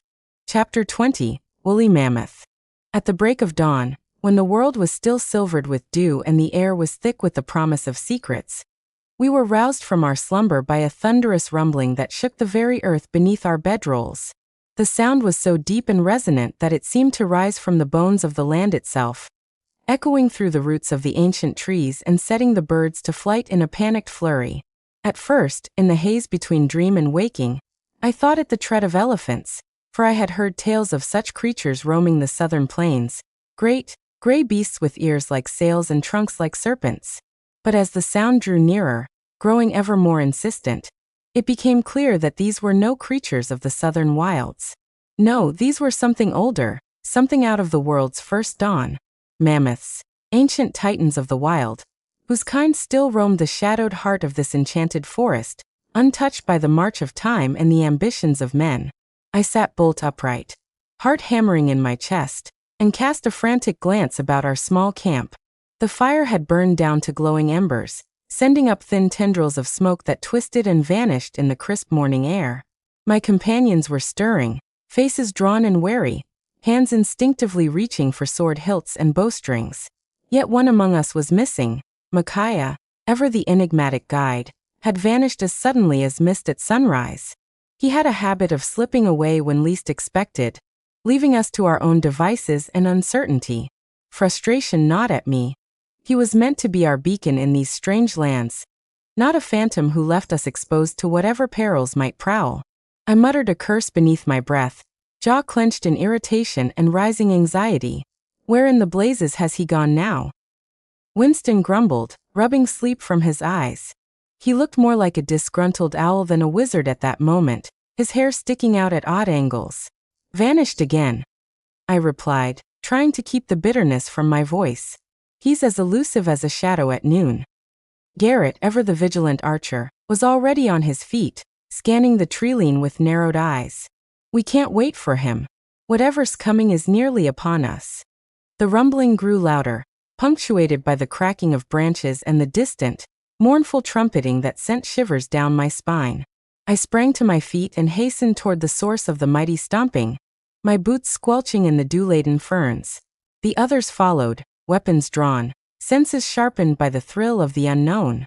We crested a small rise, and there, amidst the shafts of golden light that filtered through the ancient boughs, we beheld a sight that stole the breath from our lungs. A woolly mammoth, majestic and awe-inspiring, stood in a small glade, its shaggy coat gleaming with a warm, ginger hue. Its long, curving tusk shone ivory-bright, catching the sunlight and casting strange, dancing shadows upon the mossy earth. Only its lashes were black, dark as the midnight sky, framing eyes that seemed to hold the wisdom of forgotten ages. The beast moved with a gentle majesty, each ponderous step shaking the ground and sending ripples through the grass. It paused, trunk raised, as if tasting the morning air, and regarded us with a calm, unhurried intelligence that made me feel small and unworthy. I stood transfixed, torn between wonder and disbelief. "Do you see this? Or have I finally succumbed to some bloody hallucination?" I called out, my voice trembling with awe and a hint of fear. My companions gathered at my side, equally spellbound by the colossal beast that moved with such grace through the ancient wood. In that moment, the forest felt truly primeval, a place where legends yet breathed and the impossible strode boldly beneath the waking sun. "Then madness has claimed me as well," Winston murmured, rubbing his eyes as if to banish some fevered illusion. For surely, no waking mind could conjure such a sight. He glanced sidelong at me, a wry smile tugging at his lips. "Though truth be told, we've each endured 2 or 3 such visions since this quest began. Perhaps the forest's magic is finally seeping into our bones." "Highly unlikely," I replied, a wry smile tugging at my lips, my voice echoing softly beneath the ancient boughs. Garrett fixed me with that unyielding, ever-serious stare of his. "And why is that?" he pressed, his tone as grave as a funeral bell. "Why must he always bear the weight of the world upon his brow?" In a moment of reckless curiosity, I dared to ask him outright. I would soon come to regret it. His composure faltered, and the mask of stoic resolve slipped from his face. "Orcs," he whispered, the word heavy as a curse. "They descended upon Eldritch when I was but a child of 4 winters. The men were butchered where they stood, and the women—" His voice broke, the horrors left unspoken but keenly felt. "My father was taken by those monsters, dragged away into the night, never to be seen again." Garrett's shoulders shook as the memory overtook him, and for a fleeting moment, the unbreakable archer was just a grieving son, lost in the shadow of old wounds. I yearned to tell him that tears are no shame, not even for the bravest of men, yet the words died unspoken upon my tongue. It is a failing I have carried ever since, a regret that lingers like a ghost at the edge of memory, haunting me through the long, silent watches of the night. The mammoth, sensing our sorrow, let out a low, rumbling call, as if offering comfort. It moved closer, its great bulk swaying with each step, and lowered its trunk to the earth, brushing aside a patch of wildflowers. The gesture was strangely gentle, almost reverent, and I felt a surge of gratitude toward the ancient beast. "Perhaps the forest remembers," Winston mused, his voice soft. "Perhaps it mourns with us." We stood in silence, the weight of Garrett's tail hanging heavy in the air. The mammoth lingered for a time, then turned and lumbered away, disappearing into the misty depths of the wood. The earth trembled with its passing, and I felt as though I had witnessed something sacred, something that would linger in my dreams for years to come. Once more, Micaiah had vanished into the mist, leaving us adrift and uncertain. He was meant to be our guide through these perilous wilds, not a phantom who abandoned us to fate's whim. We returned to our camp in a somber mood, each lost in thought. The fire had died down to cold ashes, and the birds had resumed their morning chorus, oblivious to the weight of our burdens. I sat beside Garrett, offering silent companionship, and watched as he mended a broken arrow with hands that trembled ever so slightly. "Do you ever wonder if we'll find peace?" I asked, my voice barely more than a whisper. Garrett did not look up. "Peace is for those who have nothing left to lose," he replied, his words heavy with the wisdom of hard experience. "For the rest of us, there is only the journey, and the hope that, in the end, our scars will mean something." Winston joined us, settling on a mossy log with a weary sigh. "I'd settle for a hot meal and a night without nightmares," he said, forcing a smile. "But I suppose we must take what comfort we can." The day wore on, and the sun climbed higher, burning away the last traces of mist. We broke camp and set out once more, following the faint trail that wound through the heart of the forest. The trees grew taller and older as we walked, their branches arching overhead like the vault of a cathedral. The air was thick with the scent of pine and earth, and the only sounds were the crunch of leaves beneath our boots and the distant call of a hawk. As we walked, I found my thoughts returning to the mammoth and the sense of awe it had inspired. There was a lesson in its presence, I felt, a reminder that the world was vast and mysterious, and that even in the darkest of times, there was beauty to be found. We traveled in silence for a time, each lost in our own thoughts. The path grew steeper, and the forest gave way to a rocky ridge that overlooked a deep valley. From this vantage, we could see the river winding through the land like a silver ribbon, and in the distance, the snow-capped peaks of the elder mountains. It was there, upon that wind-swept ridge, that we made camp for the night. The sun set in a blaze of crimson and gold, painting the sky with fire, and the stars emerged one by one, bright and cold in the velvet dark.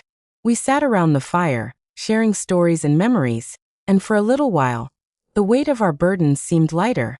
Garrett spoke of his father, telling tales of the hunts they had shared and the lessons he had learned. Winston recounted his days as an apprentice blacksmith, his eyes shining with the memory of youthful ambition and folly. I listened, grateful for their company, and added my own stories to the tapestry of our fellowship. As the fire burned low and the night deepened, we bid each other good night and retired to our bedrolls. The forest was alive with the music of crickets and the whisper of leaves, and I drifted into sleep with the image of the mammoth lingering in my mind, a symbol of endurance and hope in a world that too often seemed bent on destruction. In my dreams, I walked once more through the ancient wood, guided by the gentle presence of the mammoth. I saw visions of the past and glimpses of the future, and I awoke with a sense of purpose renewed. The journey ahead would be long and fraught with peril, but I knew that we would face it together, bound by the bonds of friendship and the memory of all we had endured. And so, as the first light of dawn crept over the horizon, we rose and set out once more, hearts steeled for whatever trials awaited us in the wild and wondrous world beyond. Chapter 22. Consumption. At first light, I was roused from uneasy dreams by the harsh sound of Winston's coughing, a racking, hollow noise that seemed to shake the very marrow of his bones. The morning air, crisp and tinged with the scent of pine, could not mask the gravity of his affliction. I turned to him, concern etched upon my brow, and gently inquired after his well-being, though his only reply was a weak attempt at reassurance and another fit of coughing that left him pale and trembling. Days passed, and Winston's condition worsened, his strength waning with each passing dawn. It was not until a full week had turned that the truth was revealed to me. He bore a grievous illness, the dreaded consumption, a wasting sickness for which no healer's draught nor apothecary's charm could offer remedy, at least not by the means known to mortal hands. The shadow of the disease clung to him. "I am doomed to perish," Winston whispered, tears glimmering in his eyes, sorrow carved deep into his voice as if by the chisel of fate itself. The shadow of death lay heavy upon him, and it was plain to see he would not survive this cruel affliction. I spoke the truth to him, though it was a truth as bitter as wormwood. My words, honest yet unyielding, stirred anger in his breast, for the burden of reality is oft more painful than any lie. Yet what else could I offer? It was not my doing that the truth was so bloody excruciating. I merely gave voice to the fate we both beheld, helpless beneath the weight of destiny's hand. "How long remains to me?" Winston rasped, his voice raw and frail, each word torn from his lips by the agony that racked his body. He groaned, clutching his chest as another fit of coughing seized him, the sound echoing through the stillness of the morning like a funeral bell. It was a grievous thing to watch a companion slip slowly into the shadow of death, powerless to halt the relentless march of his affliction. My heart ached with helplessness, for there was naught I could do. No balm, no draught, not even the fabled Ultima could mend the ravages that gnawed at him from within. It was a cruel fate, and in that bitter hour, we were forced to reckon with the limits of our power and the frailty of mortal flesh. "A week at most," I whispered, my voice thick with grief, sorrow and anger mingling in my breast like storm-tossed waves. Tears welled in my eyes, blurring the world as I spoke the words neither of us wished to hear. "Bloody hell!" Winston cried, his voice hoarse with pain and desperation. "Just take my head and end this torment. Let me find peace beyond this misery." My hands trembled as I shook my head, the weight of mercy and friendship too great to bear. "I cannot do it, old friend. My heart is not strong enough for such a deed." My voice broke, and in my anguish, I called out across the valley, letting my plea echo through the morning mist. "Garrett." He came at once, swift as a shadow, his face drawn and pale as he approached the dying fire. A fire that would bear no songs nor toasts this day, only the sorrow of parting. Garrett, end my suffering. I beg you, Winston murmured, his words drifting into the cold, crisp air like a final prayer. Garrett knelt beside him, tears glistening in his eyes. I love you, Winston. May you find peace, and may your spirit never haunt my dreams. His voice was choked with pain, yet he managed a broken, bittersweet chuckle. I won't, Winston replied, a faint smile flickering across his lips, courage shining through the shadow of death.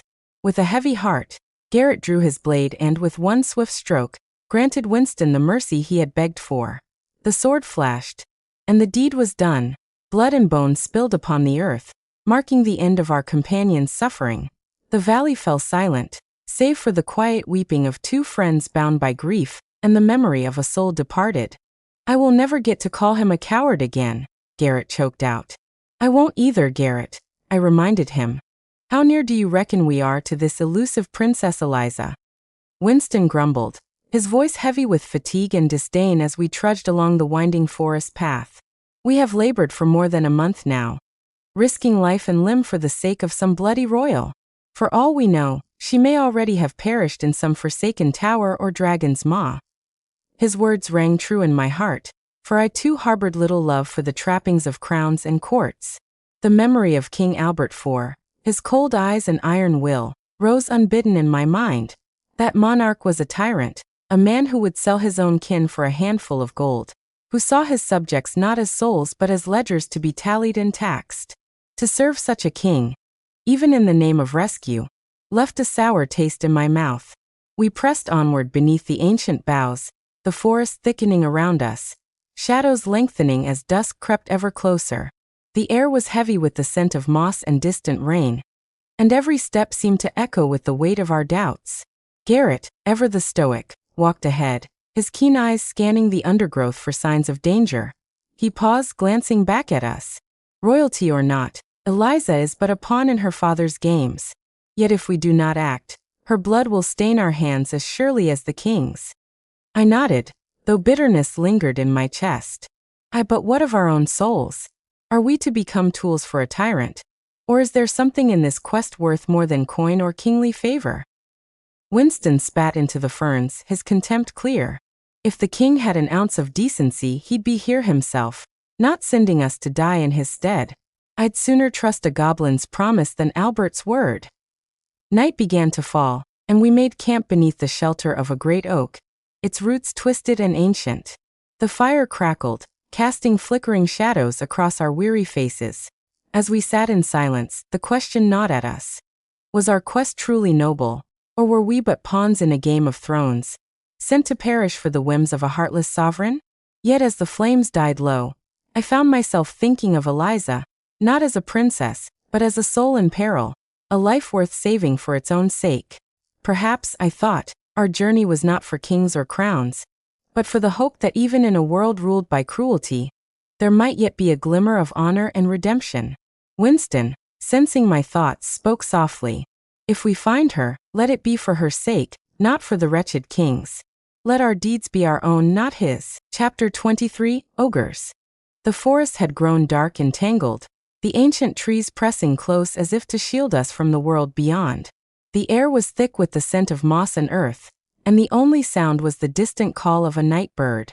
Garrett and I moved silently along the overgrown path, senses sharpened by the knowledge that danger was never far in these shadowed wilds. We had not gone far when the ground began to tremble beneath our feet, a low, rhythmic thudding that set the birds to flight and sent a chill down my spine. Garrett's hand flew to his bow, and I drew my sword, the steel whispering from its sheath like a promise. Stay close, Garrett murmured, his eyes narrowed as he scanned the darkness ahead. There's something foul afoot.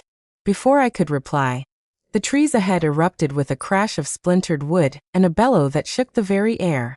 Two ogres lumbered into the clearing, monstrous brutes with skin the color of old stone and eyes that burned with a dull, hungry malice. They were clad in patchwork armor, scavenged from the remains of fallen knights and unlucky travelers, and each wielded a club as thick as a sapling. The first ogre, towering and broad-shouldered, swung its club in a lazy arc, smashing a young birch to splinters. The second, smaller but no less menacing, licked its lips and grinned, revealing rows of jagged yellow teeth. "Fresh meat," the smaller one roared, its voice like gravel grinding underfoot. Garrett wasted no time. He nocked an arrow and let it fly, the shaft whistling through the gloom to bury itself deep in the larger ogre's shoulder. The beast howled in pain and rage, swinging its massive club toward us with murderous intent. I darted forward, sword raised, and met the blow with a desperate parry. The force of the impact jarred my arm to the shoulder, but I held my ground, teeth clenched against the pain.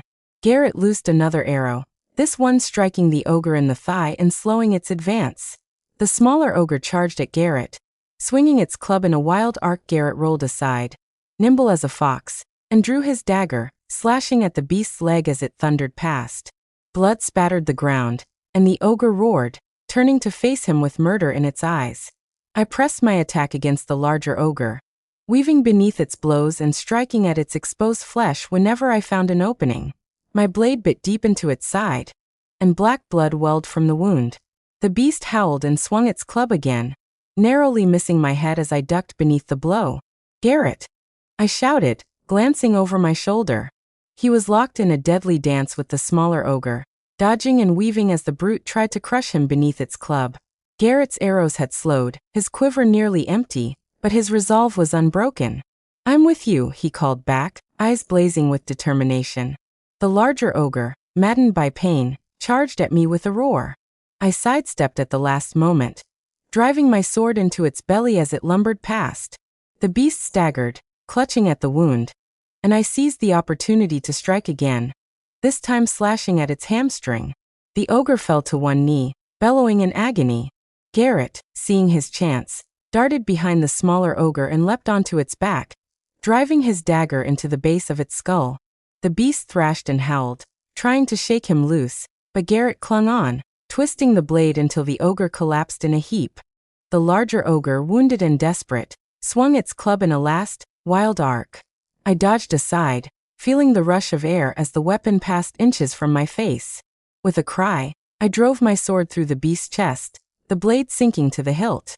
The ogre shuddered, its eyes rolling back, and then it toppled forward, crashing to the earth with a thunderous finality. For a moment, the clearing was silent save for the ragged sound of our breathing. Garrett pulled his dagger free and wiped it clean on the grass, his face pale but resolute. "Well fought," he said, clapping me on the shoulder. I nodded, chest heaving as I tried to steady my breath. We were lucky. Another moment and those brutes would have torn us apart. Garrett glanced at the fallen ogres, his expression grim. "Luck had little to do with it. You fought like a man possessed." I managed a weary smile. Desperation is a fine teacher. We took a moment to tend our wounds, binding cuts and bruises with strips of cloth torn from our cloaks. The ogres' bodies lay sprawled across the clearing, their blood soaking into the earth. I felt a pang of sorrow for the lives they had taken, and for the twisted fate that had brought them to such monstrous ends. As we gathered our gear and prepared to move on, Garrett paused, his gaze lingering on the edge of the forest. "There will be more dangers ahead," he said softly. "But so long as we stand together, I believe we can face whatever darkness lies in wait." I nodded, feeling the truth of his words settle in my heart. The road ahead would be long and perilous, but we had survived this trial, and in doing so, forged a bond that would not easily be broken. With the dawn breaking over the treetops and the promise of a new day before us, we pressed onward, leaving the slain ogres behind as silent witnesses to our courage. The forest seemed a little less dark, the path a little less daunting, and for the first time in many days, I felt a glimmer of hope stir within my soul. Thus did Garrett and I, companions in arms, carve their legend into the wild heart of the world. Their names whispered by the wind and remembered in the songs of those who would one day follow in their footsteps. Chapter 24. Call of the Wyvern. Beneath the shadowed eaves of the ancient forest, we stumbled upon a relic of such wonder that even the oldest tales paled beside it. A horn rod of gleaming silver, its surface etched with the likeness of a wyvern coiled in eternal vigilance.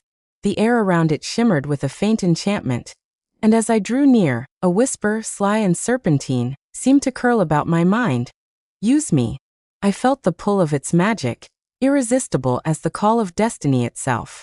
My fingers trembled as I reached for the horn, unable to deny the allure that thrummed through my very bones. Yet even as I lifted it, the weight of the moment pressed upon me, for ancient magic is never without cost. No, Ian, I beg you, do not sound that accursed horn. Garrett's voice broke through my reverie, raw with fear and desperation. Tears welled in his eyes, his composure shattered like glass upon stone. Who can say what doom lies sleeping within? Please, I cannot bear to lose you as well. He wept as though he were a princess beset by calamity, though in truth, our timing for jest was ill indeed, for the peril felt all too real. The wind seemed to hush, the very trees leaning in to witness my choice. The wyvern's eyes upon the horn glinted with a cunning light, as if the beast itself awaited release. My heart thundered, torn between the promise of power and the plea of my dearest companion. Yet such is the nature of enchantment. Once its song is heard, it is near impossible to silence. The horn's whisper grew stronger, weaving visions of ancient battles and the roar of wyverns wheeling in the storm. I stood at the threshold of legend, with fate's hand upon my shoulder, and the unknown yawning before me.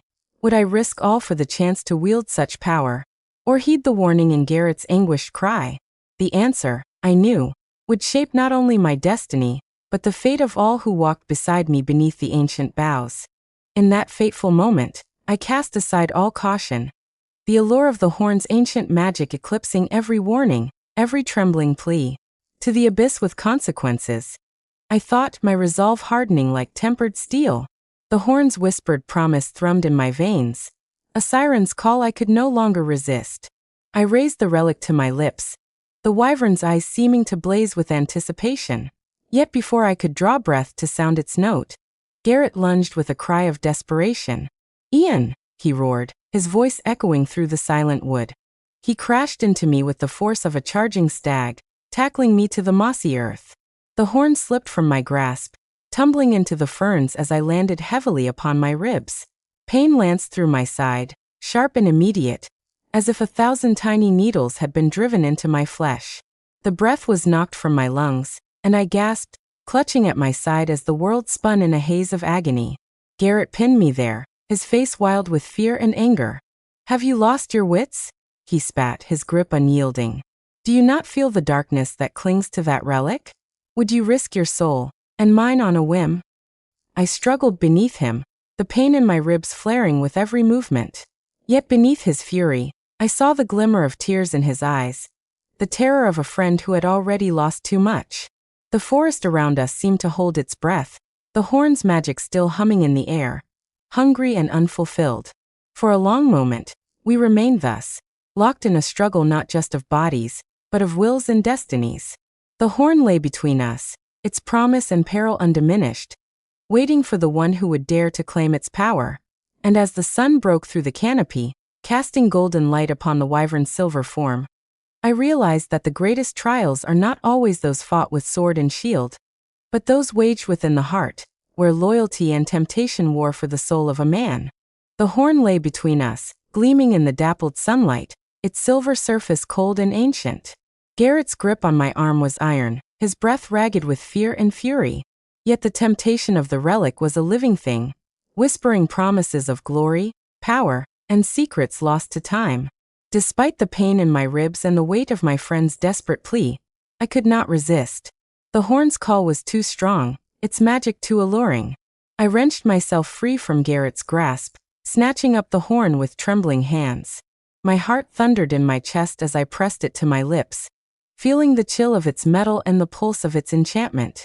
To the abyss with caution, I muttered, and drew a deep, shuddering breath. The sound that burst forth was like nothing I had ever heard, a clarion note, piercing and wild, that echoed through the ancient forest and set the very air to trembling. The trees shuddered, their leaves quivering as if in awe. The earth beneath us seemed to hum with power, and the sky above darkened, clouds swirling as if summoned by the horn's cry. Garrett staggered back, eyes wide with terror and disbelief. Ian, what have you done? He whispered, his voice barely audible above the fading echoes of the horn. For a heartbeat, all was still. Then, from the distant mountains, there came a roar. a sound so vast and terrible that it seemed to shake the world to its roots. The birds fell silent. The wind died. Even the sunlight seemed to falter, as if the very day itself held its breath. From the shadowed horizon, a shape emerged, vast, winged, and terrible. It soared above the treetops, its scales glinting like emerald and obsidian, its wings casting a shadow that swallowed the forest whole. The wyvern had answered the call. It descended in great, sweeping circles, each beat of its wings stirring the air into a gale. Its eyes, burning with ancient intelligence, fixed upon us as it landed with a thunderous crash, talons gouging deep furrows in the earth. The ground shook beneath its weight, and the scent of brimstone and lightning filled the clearing. The wyvern was a creature of legend, its body long and sinuous, armored in scales harder than steel. Its head was crowned with wicked horns, and its maw bristled with fangs that could tear through mail and bone alike. Smoke curled from its nostrils, and its tail, barbed and deadly, lashed the air with restless menace. For a moment, Garrett and I stood frozen, dwarfed by the beast's majesty and terror. The wyvern regarded us with a gaze that seemed to pierce flesh and soul, ancient wisdom and hunger mingling in its eyes. I fell to my knees, the horn slipping from my grasp. "Great One," I stammered, voice trembling. "We meant no offense. We did not know." The wyvern's voice was a rumble, deep and resonant, echoing in the depths of my mind. "You have summoned me, mortal. Few dare call upon the old magic, and fewer still survive the answering." Garrett, ever the archer, drew his bow, but I placed a trembling hand upon his arm. "No, Garrett, y whisperat. This is beyond steel and arrow." The wyvern lowered its head, smoke billowing from its nostrils. "Why do you sound the horn of the skyborn? What boon do you seek? What folly drives you to risk my wrath?" I swallowed hard, struggling to find words. "We seek passage through the mountains, Great One. There is a princess held captive, and only by crossing the dragon's spine may we hope to reach her in time." The wyvern's eyes narrowed, and for a moment I feared it would strike us down. But instead, it laughed, a sound like thunder rolling across the peaks. "Many have sought to bargain with my kind. Few have spoken with such candor. Tell me, mortals, what will you offer in return for my aid?" Garrett stepped forward, his voice steady despite the fear in his eyes. "We have little to give but our word and our courage. Yet if you grant us safe passage, we shall sing your name in every hall and hearth from here to the king's own court. Your legend will live for 1,000 years."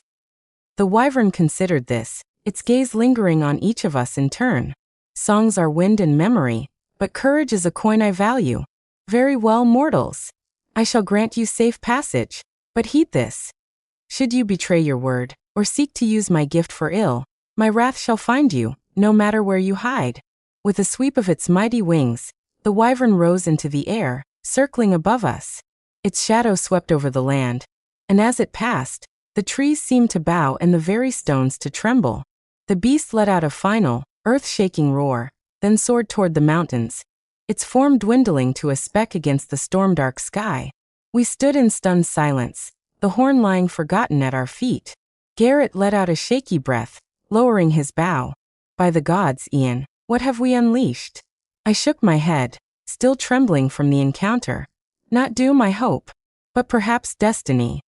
The forest slowly returned to life, birds tentatively singing as the clouds parted and sunlight returned. The path ahead was clear, the wyvern's promise ringing in our ears. With hearts pounding and spirits renewed, we gathered our things and pressed onward, the memory of the wyvern's majesty and mercy burning bright in our minds. That night, as we made camp beneath the stars, I turned the horn over in my hands, feeling the weight of its magic and the burden of the promise we had made. Garrett sat beside me, silent and thoughtful, his eyes fixed on the distant mountains. "We walk a dangerous road," he said at last. "But perhaps, with allies such as these, we may yet see our quest fulfilled." I nodded, gazing into the fire. "So long as we keep our word and our courage holds, I believe we shall." And so, beneath the watchful eyes of the stars and the memory of the wyvern's gaze, we prepared for the trials yet to come, our fates forever entwined with the ancient magic of the wild. Chapter 25. Rescue with no plan. Under a sky bruised by the coming storm, the ruined citadel of Blackspire loomed atop a jagged crag, its towers thrusting like broken fangs against the dying light. The land itself recoiled from the fortress, the forests stunted and the rivers running black with corruption, as if the very earth mourned for Princess Eliza, and all who had fallen to Elkyra the sorcerer's personal dragon. Within these cursed walls, Eliza, last hope of the realm, remained captive, her fate entwined with the darkness that festered at the world's heart. Garrett and I, battered by 1,000 trials, approached the fortress beneath the cover of twilight, their hearts steeled by the memory of lost friends and the hope that yet flickered in the gloom. The wyvern's horn, still thrumming with ancient magic, hung at Garrett's side, a silent promise of the pact they had forged with the Skyborn. The main gate was a monstrous arch of skulls and blackened iron, guarded by ogres clad in rusted mail and wolves with eyes like embers. Garrett's arrows flew swift and true, felling the first of the beasts before the alarm could be raised. I raised my sword, gleaming in the half-light, charged with a cry that rang like thunder, cleaving a path through the defenders with the fury of desperation. The battle at the gate was swift and brutal. Garrett, moving like a shadow, loosed arrow after arrow, each shaft finding its mark in ogre and wolf alike. My blade sang a song of vengeance, and together we drove the enemy back, the ground slick with blood and the air thick with the stench of death. When at last the gate fell silent, we paused only long enough to bind their wounds before plunging into the maze of corridors that wound through the citadel's heart. Within the fortress, Elkyra's magic warped stone and shadow alike. The halls twisted and shifted, illusions blooming and fading with every step. Garrett's keen senses and my indomitable will saw through traps both arcane and mundane. Pits that yawned beneath our feet, spectral blades that slashed from the walls, and phantoms that whispered lies in the voices of lost friends, including Oswald and Richard. At the heart of the citadel, we found Eliza, pale but unbroken, chained to a dais of obsidian, her eyes blazing with defiance even as Elkyra loomed above her, his breath crackling with horrific fire. His laughter echoed through the chamber. "You are too late, fools. With the blood of a princess, the world shall kneel before me." "Ah, not in 100 years, Sparky," I called out, my voice ringing with defiance as I faced the beast. My taunt stoked the creature's fury, his eyes blazed with wrath, and with a screech that split the air, he swept toward me, serrated wings flashing like blades of blackened steel. Yet my armor, forged in the fires of the ancients and blessed by the runes of old, turned aside his furious assault. Sparks danced and steel shrieked, but I stood unscathed, my resolve unbroken. From the shattered halls behind me, Garrett charged forth, loyal to the end. But Elkyra, that monstrous wyrm, summoned a sphere of living flame and hurled it with a roar. The fireball struck Garrett full on, engulfing him in a torrent of searing light. In a heartbeat, my companion was gone, reduced to ash and memory, his valor claimed by the dragon's malice. A storm of hatred welled within me, cold and absolute. Elkyra had slain one of my dearest brothers in arms, and for that there would be no forgiveness, only vengeance. With trembling hands, I seized the horn of the Skyborn, its silvered surface gleaming in the firelight. Raising it to my lips, I blew with all the fury and sorrow in my soul, the clarion call echoing across the ruined keep. The sound soared into the heavens, summoning the ancient wyverns from their mountain eyries.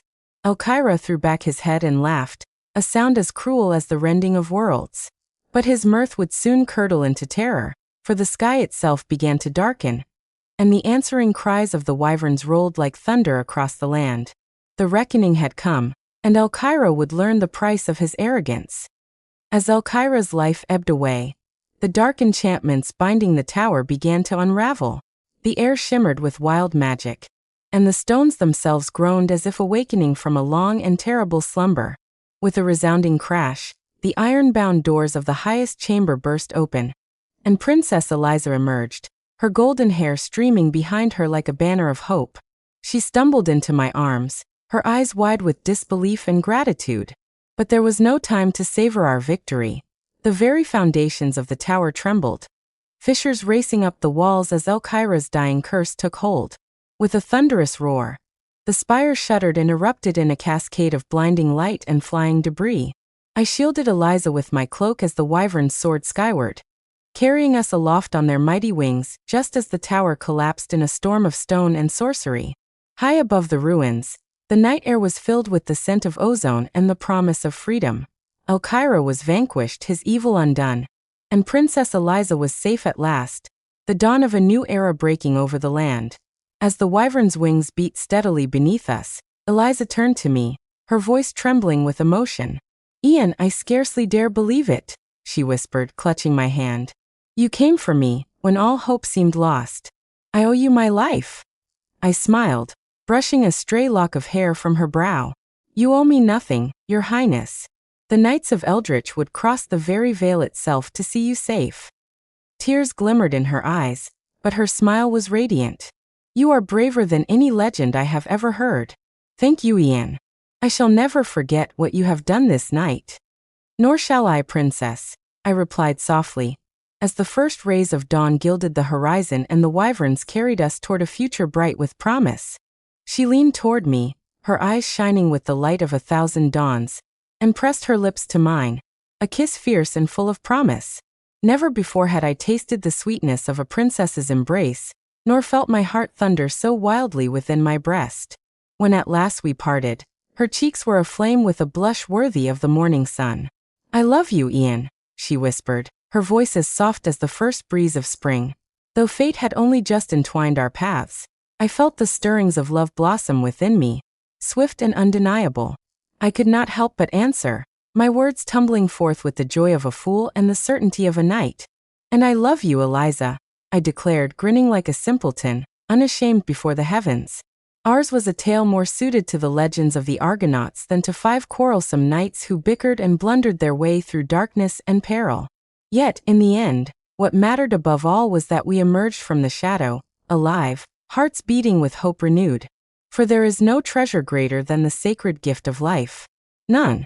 And so, as the last echoes of adventure fade into memory, I must take my leave.